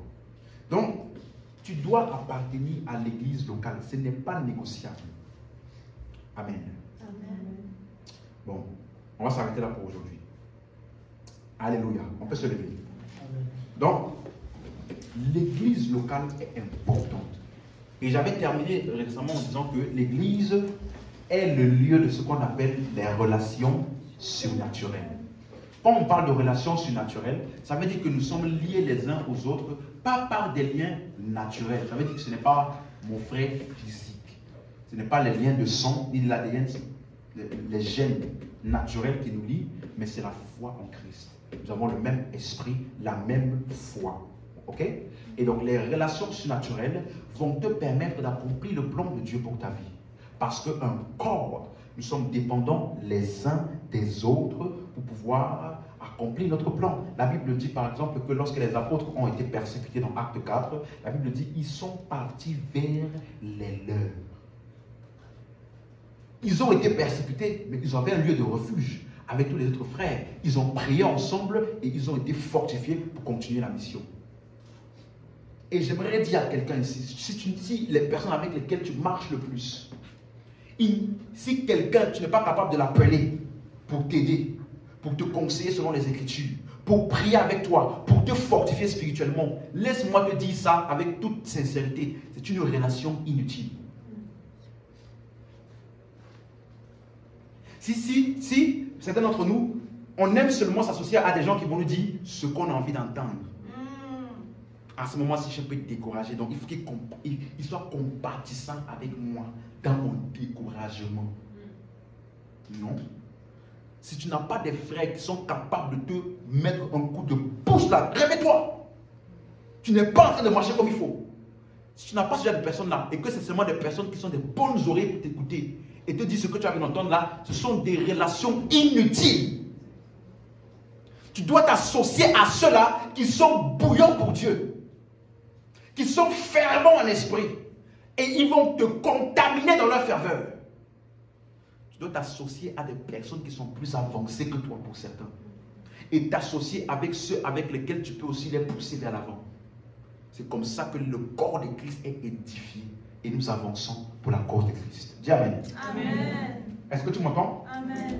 Et je déclare chacun d'entre nous ici que quelles que soient les personnes et les lieux là où tu devais te trouver et là où tu dois te trouver. Je prie que tu ne loupes aucun de ces endroits. Amen. Je prie que les personnes que Dieu a envoyées vers toi et les connexions stratégiques pour ta vie, que tu puisses être sensible pour les reconnaître et fonctionner avec. Amen. Je prie que tu puisses être établi dans l'église locale dans laquelle tu vas recevoir le perfectionnement et l'équipement exact pour fonctionner dans ce à quoi Dieu t'appelle. Et je prie que quelles que soient les fausses connexions et les relations toxiques que le diable a emmenées sur ton chemin, je prie au nom de Jésus que ces relations-là soient dissoutes au nom de Jésus. Amen. Tu es fortifié par l'Esprit. Et l'Esprit me dit ça pour quelqu'un. Tu es fortifié par l'Esprit. Tu es dans le plan et dans le processus de Dieu. Ce que Dieu a commencé, il est capable de l'amener à perfection. Ce n'est pas par ta force. Aie confiance en celui qui t'a appelé. Et sois sensible à faire ce qu'il te dit de faire, à te connecter aux personnes que tu dois te connecter, parce que c'est dans sa sagesse qu'il a tout disposé d'avance. Ceux qu'il a connus d'avance, il les a prédestinés à l'image de son Fils. Il les a appelés, il les a justifiés et il les a glorifiés. Il a fait tout ça d'avance en Christ. Donc il n'y a pas de hasard dans ta vie. Il a tout préparé d'avance. Voilà pourquoi la Bible dit tout concourt donc au bien de ceux que Dieu aime et qui sont appelés selon son dessein. Il a fait toutes ces choses-là. Et donc toutes ces choses-là, prédestinées, appelées, justifiées, glorifiées, tout ça, il a fait ça d'avance, avant que tu ne sois né. Avant que tu ne sois né. On l'appelle l'alpha et l'oméga. Il connaît la fin avant le commencement. En réalité, laisse-moi te dire, pendant que notre temps avance, nous on voit le temps en avançant. Dieu voit le temps en reculant. Parce qu'il connaît déjà la fin. Donc pendant que toi tu penses que tu avances là, Dieu lui te voit te rapprocher de plus en plus de ce à quoi il t'appelle. Il voit déjà la fin avant le commencement. Donc il n'est jamais surpris. Donc toi aussi, aie courage. Prends courage. Il n'y a rien au hasard. Il est au contrôle. Et tout ce dont tu as besoin pour faire ce à quoi il t'appelle et accomplir son plan pour ta vie, il va le prédisposer. Il va le mettre en place. Toi, sois simplement sensible. Sois humble et connecté afin que toi aussi, tu puisses bénéficier de tout ce que Dieu a préparé pour toi. Amen. Est-ce que quelqu'un m'a suivi? Amen. Tu es béni de toutes les bénédictions spirituelles. Amen. Il n'y a personne sur cette terre qui a la capacité de te maudire. Amen. Il n'y a personne sur cette terre qui a la capacité d'arrêter ce que Dieu a commencé avec toi. Amen. La seule personne, c'est toi-même. Mais tu es connecté au bon endroit pour avoir la bonne connaissance et la bonne lumière, pour être sûr d'aller efficacement. Et je prie pour quelqu'un ici, quel que soit le temps que tu avais perdu, Dieu te donne une accélération massive maintenant, même au nom de Jésus. Amen. Et que toutes les circonstances que tu avais loupées, les opportunités que tu avais loupées, vont revenir en abondance vers toi. Et toi, sois seulement sensible. Parce que le lieu dans lequel tu te tiens, et Dieu, j'entends Dieu me dire que c'est un lieu de restauration complète et totale. Ce que tu avais perdu de la main de l'ennemi, tu le récupères multiplié au nom de Jésus. Amen. Quelqu'un me suit ici? Dieu te repositionne de manière stratégique. La phase et le temps dans lequel tu es, tu vas réussir. Amen. Que le diable le veuille ou pas, tu vas réussir. Au nom de Jésus. Élève la voix, élève la voix. Merci Père pour ta parole.